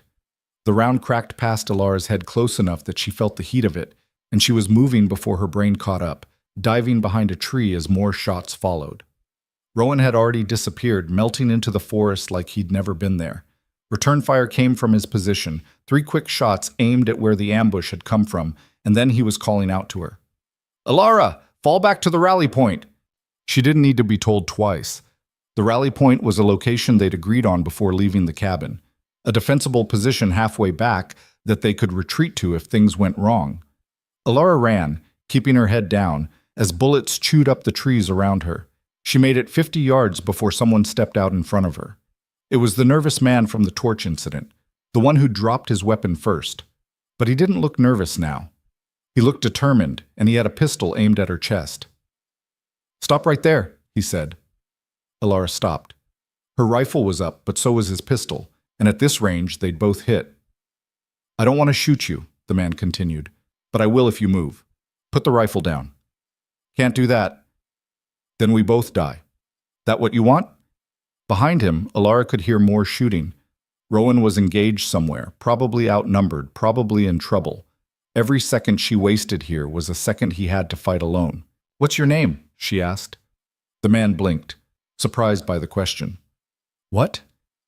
"Your name. If we're going to shoot each other, I'd like to know who I'm killing." Daniel. Daniel Marsh. Okay, Daniel, I'm Alara, and I'm going to ask you one question. Do you really want to die here? For Thomas Garrett's wounded pride? Daniel's gun hand wavered slightly. This isn't about pride. It's about justice. Justice for what? Spoiled food from a trash pile? You were there, Daniel. You saw what they did to me. You dropped your torch because you knew it was wrong. Alara took a small step forward. So why are you here now? What changed? Thomas said, he said you and Creed were dangerous, that you'd come down the mountain and hurt people, that we had to stop you first. And you believed him? After everything? Daniel's face twisted with uncertainty. I don't know what to believe anymore. Then believe this. Alara lowered her rifle slightly, a gesture of trust. I don't want to hurt you. I don't want to hurt anyone. I just want to be left alone. But if you don't let me go, if you don't let us go, people are going to die, starting with you. For a long moment they stood frozen, two people who didn't want to be there, forced into a confrontation neither had chosen. Then Daniel slowly lowered his pistol. Go, he said quietly. Get out of here before the others come. Alara didn't wait for him to change his mind. She ran, crashing through the underbrush, heading for the rally point. Behind her, she heard Daniel shout something, a warning maybe, or a call to the others, but she didn't stop to find out. She found Rowan at the rally point, behind cover, bleeding from a wound in his shoulder. His rifle was up, trained on the trail she'd just come from. You hit? He asked without looking at her. No. You? Grazed. I'll live.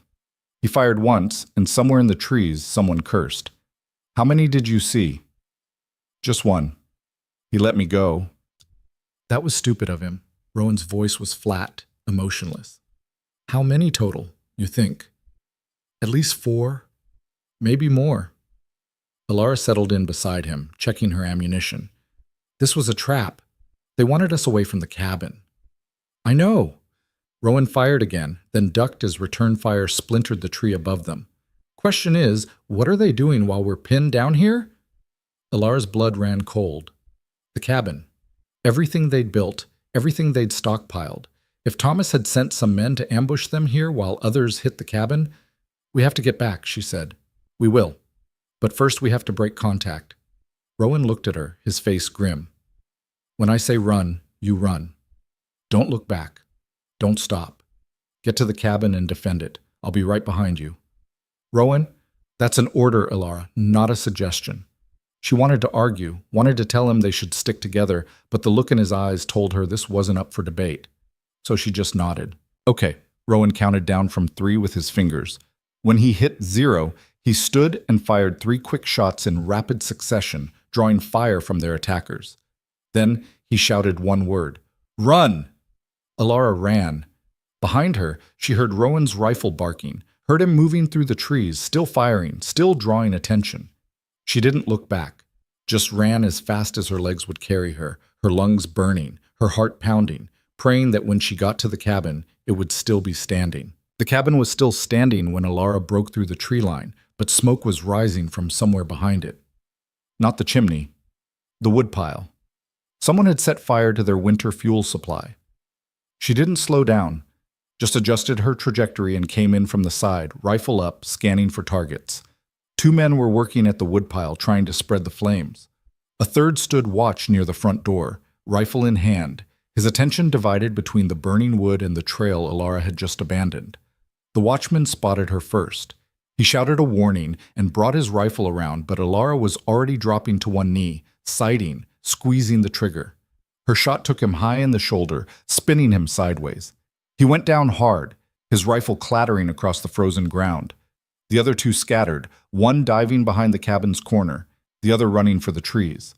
Alara fired at the runner, missed, fired again. The second shot caught him in the leg and he went down screaming. She was reloading when the man behind the cabin leaned out and fired. The round kicked up snow 2 inches from her boot.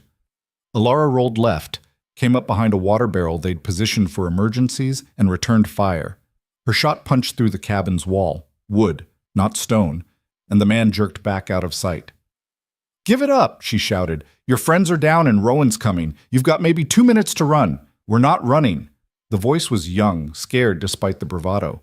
Hutchins said, "I don't care what Hutchins said. Look around. This isn't working." The fire was spreading now, eating through the carefully stacked wood with an appetite that made Alara's chest tighten. Weeks of work, gone. Their primary heat source for the rest of winter, burning. But the cabin itself was still intact, and that mattered more. Movement at the tree line made her spin, rifle coming up, but it was Rowan. He was moving fast despite the wound in his shoulder, blood soaking through his coat. His face was set in hard lines, and when he saw the burning woodpile, something dangerous flashed across his expression.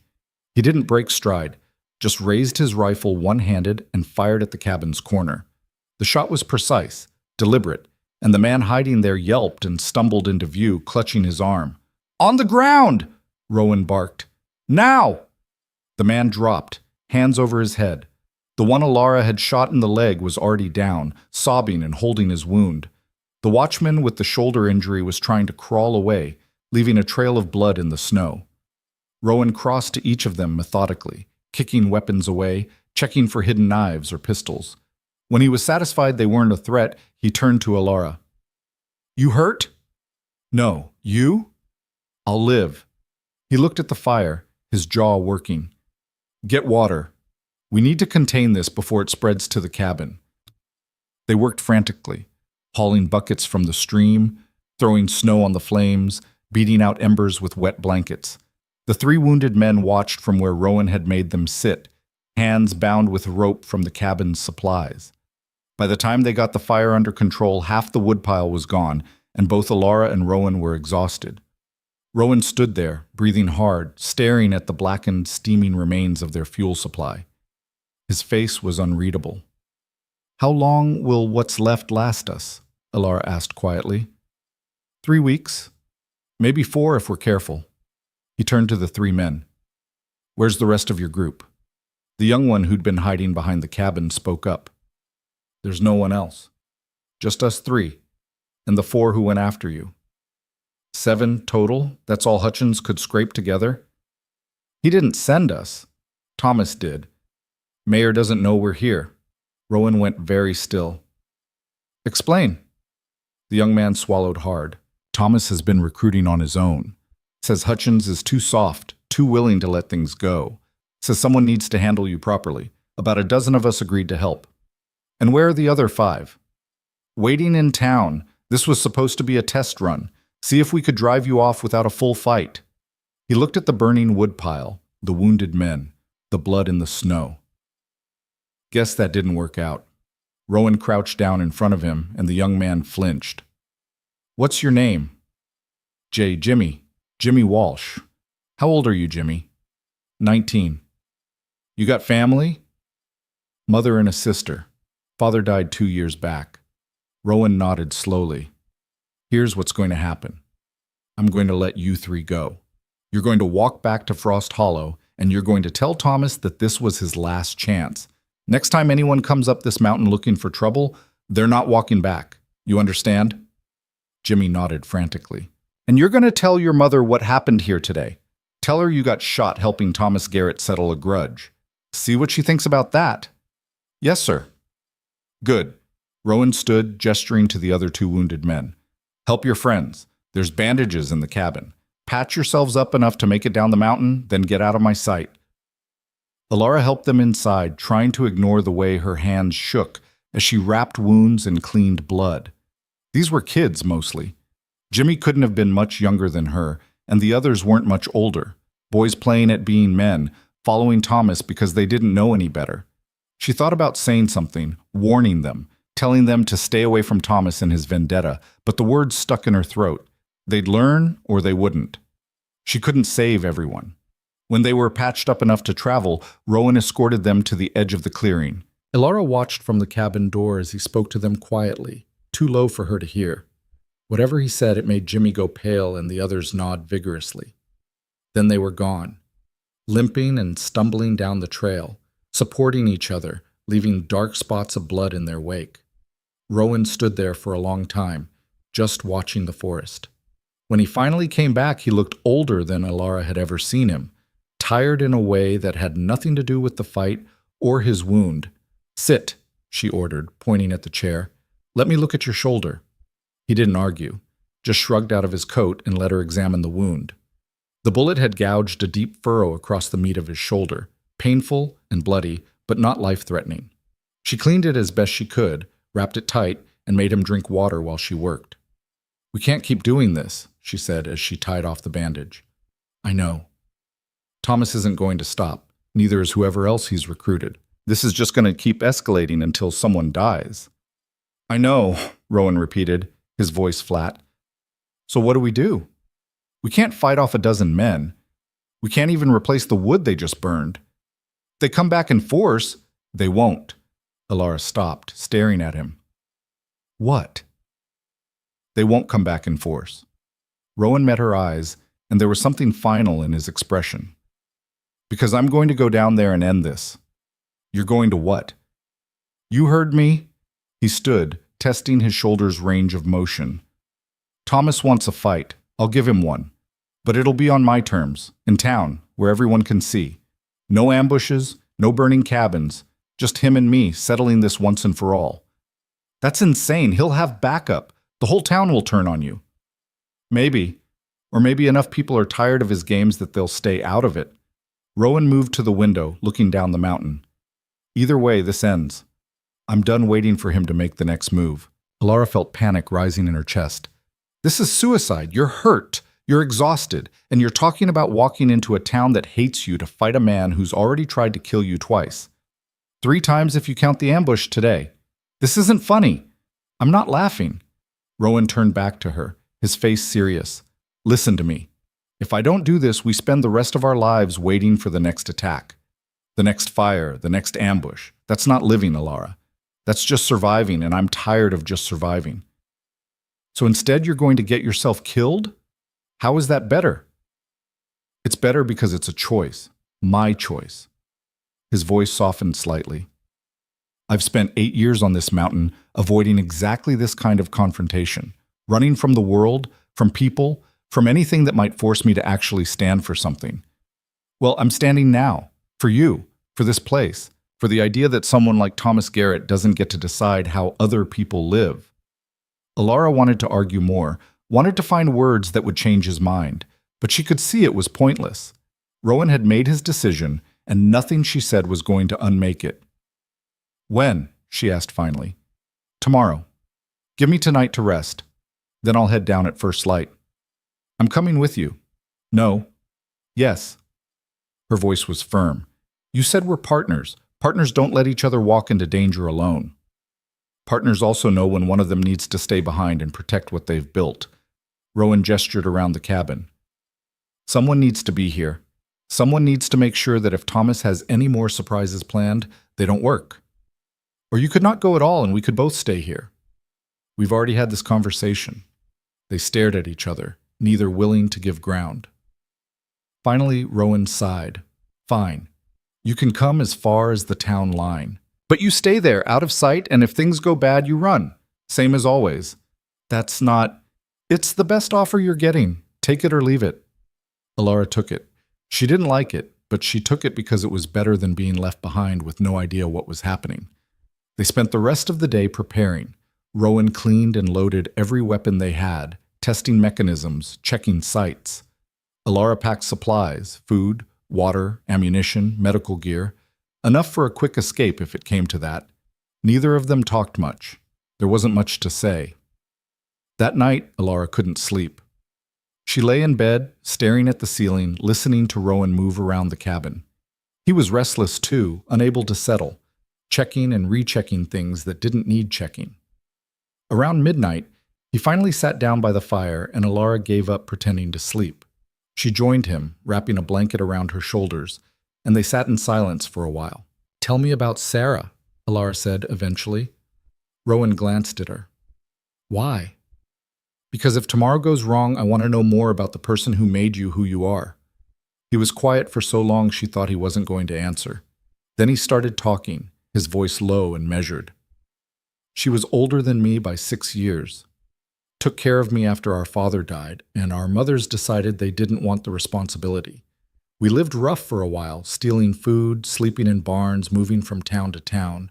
Sarah was good at it, good at reading people, at knowing when to run and when to stand firm. He paused. When I got accused of stealing from that church, she didn't even question whether I'd done it, just knew I hadn't and acted accordingly. What happened to the people who accused you? Nothing. They got to keep living in their town, believing whatever they wanted to believe. That's the thing about being right. It doesn't matter if no one believes you. His hands clenched slightly. Sarah understood that, said the truth was less important than survival, and survival meant getting me out. She sounds remarkable. She was. Rowan's voice went rough. And I got her killed because I was too young and too stupid to know she needed help. You were a kid. Old enough to notice she was in pain. Old enough to do something about it. He shook his head. I carry that with me every day, the weight of it. The knowledge that someone good died because I failed them. Alara reached out, putting her hand on his. Is that why you helped me? To balance the scales? Maybe. I don't know anymore. He looked at her, and in the firelight, his eyes were uncertain. At first, maybe that was part of it, trying to fix what I couldn't fix back then. But now, he trailed off. Now what? Rowan pulled his hand away, standing and moving to the window. Now it's more complicated than that. Alara waited, but he didn't elaborate. Just stood there looking out at the darkness, his shoulders tense. Get some sleep, he said finally. We leave in 4 hours. She wanted to push, wanted to make him finish that thought, but something in his posture told her this was as far as he was willing to go. So she just nodded and went back to bed, even though she knew sleep wasn't coming. They left before dawn, moving quietly through the forest in the pre-light gray. Rowan led, his rifle slung across his back, his wounded shoulders strapped tight beneath his coat. Alara followed, every sense alert, watching for signs of ambush or pursuit. None came. The forest was silent around them, that same held-breath quality from before, like the mountain itself was waiting to see what happened next. It took them 2 hours to reach the town line, marked by a crude wooden sign someone had planted years ago. Frost Hollow, population 147. The number had been carved out and changed several times, tracking births and deaths and departures. Rowan stopped there, turning to face Alara. This is where you wait.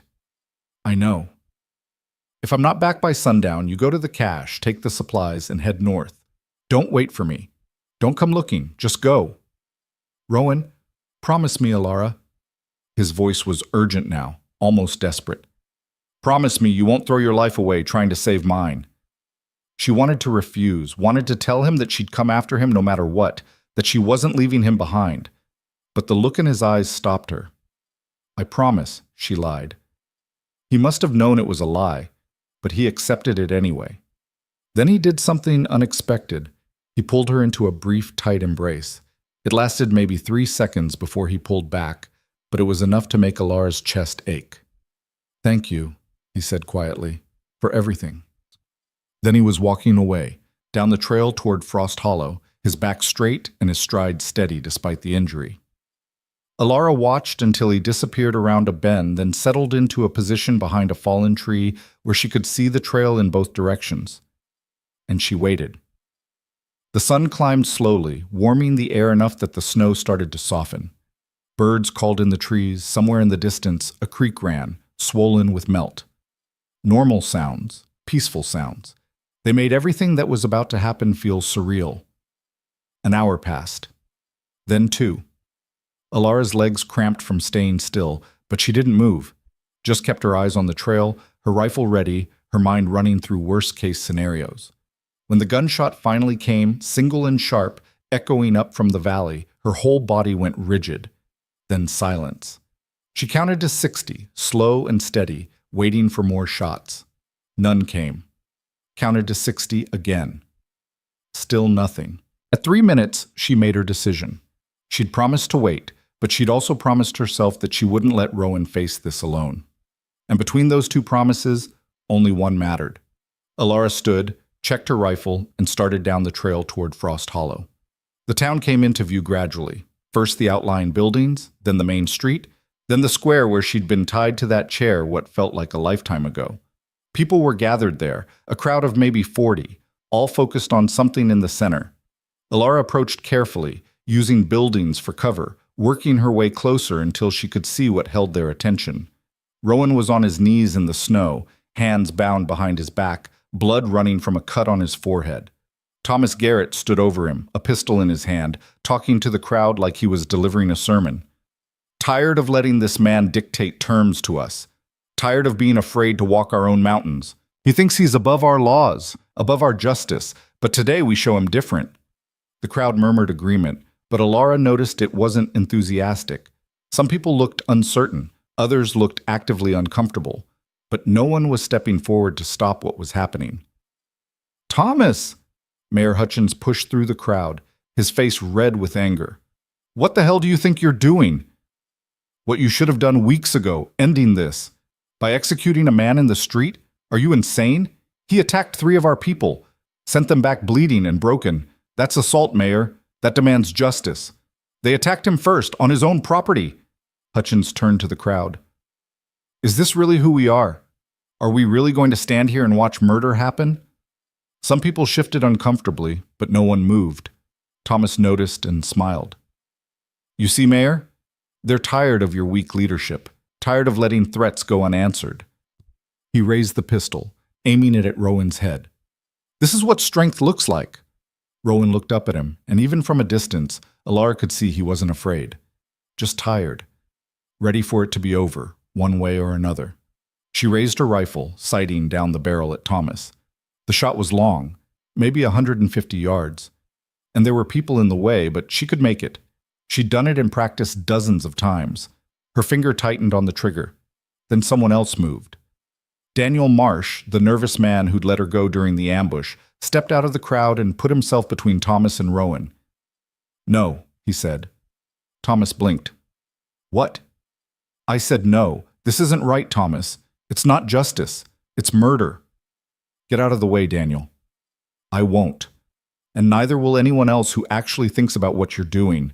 Daniel turned to the crowd. "Look at him. He's wounded, on his knees, hands tied. How is killing him now anything but cowardice?" Murmurs rippled through the crowd, louder this time, more uncertain. "He's dangerous," Thomas insisted. "So are you," someone else said. An older woman Alara didn't recognize. "You've been stirring up violence for weeks, Thomas. Getting boys hurt, burning property, acting like you're the law. Well, you're not. And I'm done pretending you are." She stepped forward to join Daniel, then someone else did, then another. Within 30 seconds, half a dozen people were standing between Thomas and Rowan, forming a human barrier. Thomas's face went purple with rage. "You're all fools! He'll kill us in our sleep! He'll—" "Put the gun down, Thomas." Hutchins' voice was firm now, backed by actual authority. "Put it down or I'll have you arrested for attempted murder." For a long moment, Thomas stood frozen, the pistol still raised. Alara kept her rifle trained on him, ready to fire if he made the wrong move. Then slowly he lowered the gun. His hand was shaking, his face twisted with fury and humiliation, but he lowered it. "This isn't over," he said, but his voice had lost its conviction. "Yeah, it is." Hutchins moved forward, taking the pistol from Thomas's hand. "You're done here. Pack your things and get out of Frost Hollow, today." "You can't." "I can and I am. You've terrorized this town long enough. We're not soldiers, Thomas. We're just people trying to survive. And you've made that harder for all of us." Hutchins turned to the people standing guard over Rowan. "Cut him loose." Daniel moved forward, pulling a knife and sawing through the ropes binding Rowan's hands. When they fell away, Rowan stood slowly, testing his balance, his eyes scanning the crowd. They landed on Alara standing in the shadow of a building with her rifle still raised. Something passed between them. Understanding, relief, maybe something else, before Rowan turned back to Hutchins. "We're square?" he asked. "We're square. What happened to those boys yesterday? That's on them and on Thomas, not you. As far as I'm concerned, you were defending your property." Hutchins paused. "But I'd appreciate it if you stayed off the mountain trails for a while. Let tempers cool." "I can do that?" "Good." Hutchins looked around at the crowd. "Show's over, folks. Get back to your lives." People started to disperse, moving away in small groups, talking quietly among themselves. Thomas stood alone in the center of the square, looking lost and furious. No one approached him. No one offered comfort or support. He'd burned every bridge he had, and now he had nowhere left to go. Alara lowered her rifle and stepped out from her hiding place. Rowan saw her coming and shook his head slightly, a warning not to draw attention, but she ignored it. She'd spent enough time hiding. When she reached him, he looked her over, checking for injuries, for signs that something had gone wrong. "I told you to wait." "You also told me we were partners. Partners don't abandon each other." Despite everything, he almost smiled. Fair enough. They walked out of Frost Hollow together, side by side, and no one tried to stop them. People watched from windows and doorways, their expressions ranging from hostile to sympathetic, but no one made a move. It wasn't until they were back in the forest, well away from the town, that Rowan finally spoke. "That was stupid. Coming down here? You could have been killed. So could you. I was ready for that." "Well, I wasn't ready to let it happen." Alara stopped walking, forcing him to turn and face her. "You don't get to sacrifice yourself and call it noble. Not when there are people who care whether you live or die." Rowan looked at her for a long moment, something complicated working behind his eyes. "People like you?" "Yeah, people like me." He started to say something, stopped, started again. Finally, he just nodded. "Okay, okay, okay, I won't get myself killed trying to be noble." He resumed walking. "But you have to promise the same thing." "Deal." They made it back to the cabin as the sun was setting, both exhausted and hurting but alive. The burned woodpile was still there, a stark reminder of what they'd almost lost. But the cabin itself stood intact. Alara helped Rowan inside, made him sit while she checked his wounds, rebound his shoulder. He was running a fever now, probably from infection setting in, and his color wasn't good. "You need rest," she said. "Later. First we need to— Now!" Her voice left no room for argument. "You're no good to anyone if you collapse. Get in bed. I'll keep watch." For once, he didn't fight her, just moved to the bed, kicked off his boots, and lay back with a groan. Within minutes, his breathing had evened out into sleep. Alara sat by the fire, rifle across her lap, watching the door and the windows and Rowan in equal measure. Outside, night settled over the mountain, bringing cold and stars, and the promise of another day survived. She thought about what Daniel and the others had done, standing up to Thomas when it mattered, thought about how close it had all come to ending differently, thought about Rowan's face when he'd been on his knees ready to die, and how that image was going to haunt her for a long time. But they'd made it through, both of them, together. And somehow, that felt like more than just survival. It felt like winning. Rowan's fever broke on the third day. Alara had spent those 3 days in a state of controlled panic, changing his bandages, forcing water and broth down his throat when he was lucid enough to drink, and watching helplessly as he thrashed through nightmares she couldn't wake him from. The infection had taken hold harder than she'd expected, turning the wound in his shoulder angry and red, spreading heat through his whole body. She'd considered going down to Frost Hollow for help, for a doctor or medicine or anything that might make a difference. But the thought of leaving him alone, vulnerable, had stopped her every time. So instead, she'd done what she could with what they had. Clean water, rest, and the stubborn refusal to let him die. On the morning of the 4th day, she woke to find him sitting up in bed, pale and weak, but clear-eyed. "You look terrible," he said, his voice rough from disuse. Alara almost laughed, almost cried, settled for somewhere in between. "You've been half dead for 3 days. I'm allowed to look terrible." 3 days? He looked around the cabin, taking in the scattered medical supplies, the dishes piled by the sink, the exhaustion written all over Alara's face. "You've been taking care of me this whole time? Who else was going to do it?" Rowan opened his mouth, closed it, then just shook his head. "Thank you." "Don't thank me yet. You're still recovering, and we've got about 2 weeks of firewood left if we're careful. That fever cost us days we needed for restocking." "Then we'll figure it out." He tried to stand, made it about halfway before his legs gave out. Alara caught him, easing him back onto the bed. "Not today, you won't. Today you rest. Tomorrow we'll see." "Alara sti—" "That's not a suggestion." Her voice was firm, echoing the tone he'd used on her so many times. "You taught me how to survive up here. Now let me use those lessons to keep us both alive. Something shifted in his expression. Surprise, maybe, or respect. Okay. Okay? Yeah, okay. He settled back against the pillow, and for the first time in days, he looked like he might actually sleep instead of fight. Wake me if anything happens. I will. She let him rest while she took stock of their situation. The firewood situation was bad but not critical. If they rationed carefully and supplemented with deadfall from the forest, they could stretch what they had until the weather warmed enough that heat wasn't a survival issue. Food was better. They still had smoked meat from earlier hunting, dried vegetables, flour for bread. Water was never a problem with the stream running strong from snowmelt. The real question was what came next. Thomas was gone, banished from Frost Hollow, but that didn't mean the threat was over. Men like him didn't just disappear. They festered, nursing grudges, planning revenge. And even if Thomas never came back, there were others who might take up his cause. People who'd lost family or friends in the confrontations. People who blamed Rowan and Alara for the violence. They couldn't stay in this constant state of vigilance forever. Something had to change. When Rowan woke again that evening, Alara brought him food and sat across from him while he ate. He moved slowly, carefully, testing his body's limits. "We need to talk about what happens now," she said. "I know. The cabin's defensible, but barely. The woodpile's half gone, and every time we go into the forest, we're exposed." She paused. "We can't keep living like this, waiting for the next attack, the next crisis." Rowan set down his bowl, his expression thoughtful. "What are you suggesting?" "I don't know. That's why we need to talk about it." Alara leaned forward. "Do we rebuild here? Make this place stronger? Or do we leave? Find somewhere new where no one knows us?" "What do you want to do?"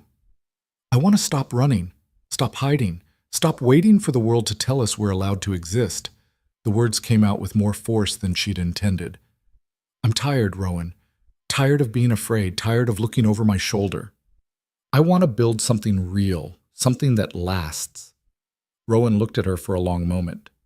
"That's a big ask. Building something real. It means putting down roots, making commitments. I know. It means trusting that this place, this life, is worth fighting for. Not just surviving, but actually living." "I know that too." Alara met his eyes. "And I think it is. Worth fighting for, don't you?" Rowan was quiet, his gaze distant, like he was weighing something heavy. When he finally spoke, his voice was soft. "I came to this mountain to get away from people, from complications, from anything that might make me care about something other than making it to the next day." He looked at her. "But then you showed up, and caring stopped being optional." Alara's breath caught. "Rowan, let me finish." He shifted, wincing slightly from the movement. "I've spent 8 years convincing myself that isolation was freedom, that not needing anyone made me strong. But these last few months with you here, I've realized I was just scared. Scared of losing someone again, scared of failing them the way I failed Sarah." "You didn't fail her." "I did. But maybe that's not the point anymore." He reached out, his hand rough and warm as it covered hers. "Maybe the point is that I get another chance. To do it right this time. To build something worth protecting." Alara's chest felt tight, full of something she didn't have words for. "So we stay? We rebuild?" "We stay. We rebuild." Rowan's grip tightened slightly. "But we do it different. No more just reacting to threats. We get ahead of them. We make this place so solid, so defended, that anyone thinking about coming after us decides it's not worth the trouble." "How?" "We expand. Build a second structure for storage and defense. Dig a proper well so we're not dependent on the stream.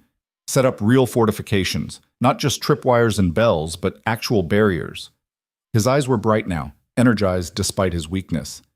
"And we make connections, not with Frost Hollow, but with the settlements farther out. Places where people trade goods and information, where we can sell furs and buy supplies without depending on anyone who wants us dead." Alara felt something like hope stirring in her chest. "That's a lot of work." "It is, but we've got time. Winter's almost over. By summer, we could have most of it done." If you don't push yourself too hard and reopen that wound. Rowan almost smiled. You're not going to let me forget that, are you? Not a chance. They spent the next week planning. Rowan sketched rough designs in the dirt floor, showing Alara where a second building could go, how they could redirect the stream's overflow to create a cistern where defensive walls would be most effective. She added her own ideas, a root cellar dug deep enough to stay cool year-round, a smokehouse for preserving meat, a covered walkway between the buildings so they could move without exposing themselves to weather or attack. It was ambitious, maybe too ambitious, but it gave them something to work toward, something beyond just survival. Rowan's strength returned gradually. By the end of the first week, he could stand without assistance. By the end of the second, he was doing light work around the cabin, mending tools, sorting supplies, testing his shoulder's range of motion. Alara watched him carefully, ready to step in if he pushed too hard, but he seemed to understand his limits now. On the 16th day, they made their first trip down to check the nearest settlement, a trading post called Ridgeway, about 2 days' walk east. Rowan had been there before, years ago, and remembered it as a decent place. Fair traders, minimal questions, the kind of frontier outpost that survived by minding its own business. They packed light, taking only what they needed for the journey and a few furs to trade. The walk was hard. The trails were muddy from snowmelt, slippery and treacherous, but they made good time. Alara had gotten stronger over the months, her body adapted to mountain life, and she kept pace with Rowan easily. Ridgeway was smaller than she'd expected. Maybe a dozen buildings clustered around a central trading house, with scattered cabins visible in the hills beyond. But it was busy, full of trappers and hunters and families who'd come to trade winter's catch for spring supplies. No one gave them a second look. No one recognized Rowan or seemed to care who they were. It was anonymous in a way that felt almost luxurious after months of being watched, judged, hunted. They traded their furs for salt, flour, sugar, ammunition, and a few luxuries: coffee, tobacco, a small mirror. The trader, a gruff man named Coleman, asked where they were coming from. Up north, Rowan said vaguely. Private land? Coleman nodded, accepting the non-answer without question. You need regular supply runs. You're welcome here. We don't take sides in other people's business. Appreciate that. They left Ridgeway with full packs and the knowledge that they had an option now, a place they could come to when Frost Hollow wasn't safe or feasible. It was a small freedom, but it mattered. On the walk back, Alara found herself thinking about the future in a way she hadn't in years. Not just tomorrow or next week, but months and years ahead. What their expanded compound might look like. What it would feel like to have real security, real stability. Whether she could actually build a life up here, far from the towns and their judgments. You're quiet, Rowan observed. Just thinking. About? About whether this is crazy. All of it. Building something permanent in the middle of nowhere with half the nearest town wanting us dead. Rowan adjusted his pack. Probably, but the alternative is going back to how things were. And I don't think either of us wants that. No, Alara agreed. We don't. They made it back to the cabin as twilight was falling. Alara felt a surge of something warm when she saw it. Not quite home, not yet, but close. Close enough that the word didn't feel impossible anymore. Spring came slowly, then all at once. The snow retreated up the mountain, exposing ground that had been frozen for months. Streams swelled and roared. Birds returned, filling the forest with sound. And with the thaw came work. They started with the firewood, hauling and cutting and stacking until their depleted supply was not just restored but expanded. Then they moved to the new building, a structure that would serve as both storage and a defensible fallback position if the main cabin was ever compromised. Rowan designed it to be simple but solid, with thick walls and small windows that could be shuttered and barred. The work was backbreaking. They hauled logs from the forest, shaped them, fitted them, raised walls piece by piece. Alara's hands developed new calluses on top of old ones. Her back ached constantly, but every day the structure grew, taking shape from nothing, and every day she felt something like pride. Rowan worked beside her, his shoulder mostly healed now, his movements sure and steady. They developed a rhythm, learning to anticipate each other's needs, working together without needing to talk much. It was comfortable in a way that surprised Alara. She'd never had that with anyone before. the easy companionship of shared labor, shared purpose. One evening, as they sat outside watching the sunset, Rowan spoke without looking at her. "I've been thinking about what you said, about not being alone anymore." Alara waited. "I think maybe I was wrong, about isolation being strength." He turned to face her. "I think maybe the strongest thing I've ever done was let you stay." "You didn't let me. I chose to." "You chose to stay with someone who was barely living, who'd forgotten how to be around people, who had nothing to offer except a cold cabin and a lot of trouble. You had more to offer than that." Alara's voice was quiet but firm. "You had dignity, honor, the willingness to stand up when it mattered. That's more than most people have." Rowan looked away, but not before she saw something vulnerable in his expression. "I'm not good at this, at talking about things that matter." "Neither am I, so we'll figure it out together." "Together," he repeated, like he was testing the word. "I like the sound of that." They finished the storage building in early summer. It wasn't perfect. The roof leaked in one corner and the door stuck sometimes, but it was solid and functional. More importantly, it represented something they'd built together, proof that they could create instead of just survive. The defensive improvements came next. They dug a trench around the compound perimeter, not deep enough to stop someone determined, but enough to slow them down and make noise. Set up better firing positions with clear sight lines.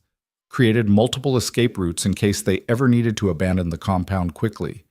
It was during this work that they spotted riders on the distant trail. 3 of them, moving slow and careful like they were scouting. Rowan watched them through his scope. "Can't tell who they are from here. Could be traders. Could be trouble. What do we do?" "We wait, see if they come closer." He handed Alara a rifle. "But we wait ready." The riders stayed on the main trail for about an hour, pausing occasionally to look up toward the compound. Then they turned and rode back the way they'd come. "Scouts," Rowan said with certainty. "Someone's thinking about making a move." "Thomas?" "Maybe. Or someone else with a grudge." He lowered the scope. "Either way, we need to accelerate our timeline, get the defenses finished faster." They worked longer days after that, pushing themselves harder. The well got dug, a back-breaking week of hauling dirt and rock. The walls went up around the perimeter, crude but effective barriers made from sharpened logs. The smokehouse got built and tested, filling with racks for preserving meat. By midsummer, their compound looked less like a cabin and more like a small fortress. It wouldn't stop an army, but it would make anyone thinking about attacking them reconsider the cost. The scouts came back twice more, always keeping their distance, always leaving before Rowan or Alara could get close enough to identify them. It was unnerving being watched like that, but it also confirmed they'd made the right choice in fortifying. Then, on a morning in late July, Mayor Hutchins rode up the trail alone, hands raised and visible, a white cloth tied to his saddle. Rowan met him at the perimeter, rifle lowered but ready. "Mayor?" "Creed." Hutchins looked around at the improvements, his expression thoughtful. "You've been busy." "Had reason to be. Your scouts weren't exactly subtle." "Those weren't my scouts."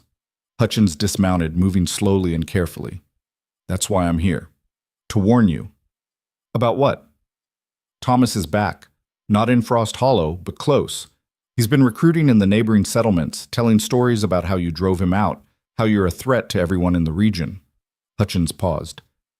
"He's got maybe 20 men now, planning to come up here in force and burn you out." Alara stepped out from cover, her own rifle held ready. "When?" Hutchins looked at her, something like respect in his eyes. "Soon. Days, not weeks. I wanted to give you advance warning, a chance to leave before it gets ugly." "We're not leaving," Rowan said flatly. "I figured you'd say that." Hutchins sighed. "Look, I know we haven't exactly been friendly, and I know my town put you both through hell, but this thing with Thomas, it's bigger than old grudges now. He's got people convinced you're some kind of bandit king up here, stealing and killing. If he comes with 20 armed men and you fight back, there's going to be a bloodbath." "What do you suggest? That we just let him burn us out?" "No, I suggest you let me help you." Hutchins met Rowan's eyes. "I've got influence in the region, connections with other settlements.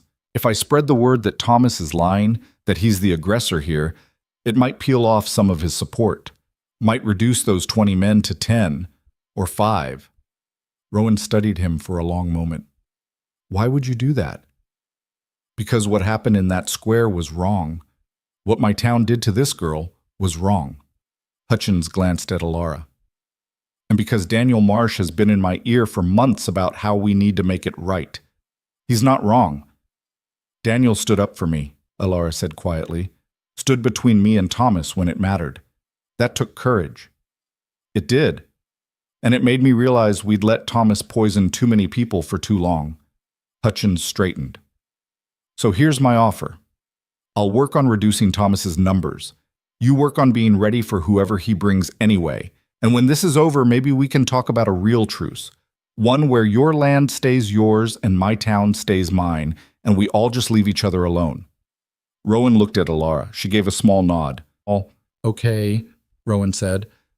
We'll take your help. But if this is a trick, it's not. You have my word. Hutchins moved back to his horse. I'll send word when I know more. In the meantime, stay alert. Thomas is desperate now, and desperate men do stupid things. He rode away, leaving Rowan and Alara standing at the perimeter, trying to process what had just happened. Do you trust him? Alara asked. Not entirely, but I don't think he's lying either. Rowan looked down the trail. Thomas with 20 men would be a war. Thomas with 5 men would be manageable. If Hutchins can actually pull that off, it's worth the risk of trusting him. And if he can't, then we fight, and we win or we die. He turned to her. You ready for that? Alara thought about the square, the ropes, the crowd, thought about everything she'd survived to get here, thought about what she'd built with Rowan, what they'd created together. Yeah, she said. I'm ready. They spent the next 3 days on high alert, taking turns on watch, keeping weapons loaded and close. On the 4th day, a rider came up the trail carrying a message from Hutchins. Thomas had lost more than half his recruits when word spread about what really happened. He was down to 8 men, all of them hard cases and drifters with nothing to lose. They'd been spotted heading toward the mountain that morning. 8 men. Bad odds, but not impossible. Rowan gathered their weapons, distributed ammunition, went over the defensive plan one more time. When Thomas and his men arrived, they'd find a fortified position manned by 2 people who knew the terrain and weren't afraid to fight. They came at dusk, moving up the trail in a loose group, torches in hand. Thomas was at the front, his face visible in the firelight, twisted with rage and determination. Rowan fired a warning shot that kicked up dirt 10 feet in front of Thomas. The group stopped. That's close enough, Rowan called out. You're trespassing on private property. Turn around and leave while you still can. We're not leaving until you're dead, Thomas shouted back. You've terrorized this region long enough. Terrorized? Rowan's voice carried a note of disbelief. You came after us, Thomas, 3 times. We just defended ourselves. Lies. You attacked our people, stole our supplies, threatened our families. None of that is true, and you know it. Alara's voice joined Rowan's, clear and strong. You wanted revenge for being humiliated. That's all this has ever been about. Thomas's response was to raise his rifle and fire. The shot went wide, but it was all the signal his men needed. They spread out, looking for cover, and suddenly the compound was under attack. Rowan and Alara fell back to their prepared positions, using the fortifications they'd built to maximum advantage. Return fire was controlled, precise, aimed at weapons and positions rather than people. Rowan was still trying not to kill anyone if he could help it, but Thomas's men weren't showing the same restraint. Bullets hammered into the walls, shattered windows, chewed up the defensive barriers. One grazed Alara's arm, drawing blood and making her gasp. Rowan's answering shot took the shooter's rifle clean out of his hands and sent him diving for cover. The fight lasted maybe 10 minutes, though it felt like hours. 2 of Thomas's men broke and ran when they realized they were outmatched. A third took a bullet through the leg and went down screaming. The others kept fighting, but their positions were exposed now, their numbers reduced. Then Rowan made his move. He came up from behind the storage building, flanking their position, and put himself between Thomas and his remaining men. It's over, Thomas, he said, his rifle aimed center mass. Call it off. Never. Thomas swung his rifle around, but he was slow, exhausted, and Rowan was ready. The shot took Thomas in the shoulder, spinning him sideways and dropping him to the ground. The remaining men froze, looking at their leader bleeding in the dirt, looking at Rowan standing over him with a rifle that could end this in a heartbeat. "Anyone else want to keep going?" Rowan asked calmly. They dropped their weapons. All of them, almost simultaneously, hands raised in surrender. Alara moved out from cover, her rifle still up, covering Rowan's flank. Together they secured the men, tied them with rope, tended to the wounded enough that they wouldn't die. Thomas was conscious but in shock, clutching his shoulder, blood seeping through his fingers. "You should have killed me," he gasped. "Back in town, when you had the chance." "Probably," Rowan agreed, "but I'm not in the business of killing people unless I have to, even people who deserve it." "This isn't over." "Yeah, it is." Rowan crouched down beside him. "You lost, Thomas. Your men ran or surrendered. Your crusade is done. And when you heal up, you're going to disappear. Go somewhere far away and start over, because if I ever see you again, I won't be this generous." He stood, signaling to Alara. Together they gathered the surrendered men and started walking them down the mountain. It took hours, moving slow with wounded, but eventually they reached Frost Hollow and turned the prisoners over to Mayor Hutchins. Hutchins looked at Thomas being carried on a makeshift stretcher, at his defeated men, at Rowan and Alara standing there bloodied but alive. "It's done?" he asked. "It's done," Rowan confirmed. "Then we have an understanding. Your land, my town. No more bloodshed." "No more bloodshed," Rowan agreed. They walked back up the mountain as dawn was breaking, both too tired to talk much. When the compound came into view, damaged but standing, Alara felt something release in her chest. It was over. Really over. Inside the cabin, they tended to each other's wounds. Alara's arm, Rowan's various scrapes and bruises. Then they just sat, too exhausted to do anything else, watching the sun rise through the window. "We did it," Alara said finally. "Yeah, we did. What happens now?" Rowan looked at her, and for the first time in all the months she'd known him, he smiled. Really smiled. Full and genuine and without reservation. "Now we live," he said simply. "We build. We make this place into something real, something that lasts." "Just the two of us?" "For now. Maybe we'll find others eventually. People who need what we needed. A place to start over. A chance to be something other than what the world decided they were." He reached out, taking her hand. "But yeah, for now, just us." Alara laced her fingers through his, feeling the calluses, the scars, the strength. "I can live with that." The summer passed into fall, then fall into winter again. They rebuilt what had been damaged, improved what could be improved, settled into a rhythm that felt less like survival and more like living. Alara learned to hunt, to track, to read the weather and the forest like Rowan did. He learned to share his space, his thoughts, his plans with someone else. They learned to be partners in every sense of the word. Sometimes traders from Ridgeway would stop by, bringing supplies and news from the wider world. Sometimes they'd see smoke rising from Frost Hollow in the distance and wonder what was happening down there, but they never went back. That part of their lives was done. On the first anniversary of the day Rowan had cut her loose from that chair, Alara stood at the edge of their compound and looked out over the mountains. A year ago she'd been starving, freezing, convinced she was going to die. Now she was strong, capable, and part of something bigger than herself. Rowan came to stand beside her, 2 cups of coffee in his hands. He gave her one and they stood in comfortable silence, watching the world wake up. "You ever regret it?" he asked. "Staying here instead of going somewhere easier?" Alara considered the question seriously, thought about warm towns and soft beds and lives that didn't require constant vigilance. Then she looked at what they'd built, the compound, the life, the partnership that had grown from desperate circumstances into something real. "No," she said, "not even once." "Good." Rowan's hand found hers, squeezing gently.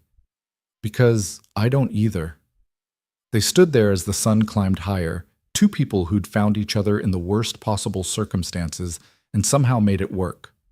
The mountain stretched out around them, vast and indifferent and home. Down in Frost Hollow, people went about their lives, probably not thinking about the 2 people up on the mountain.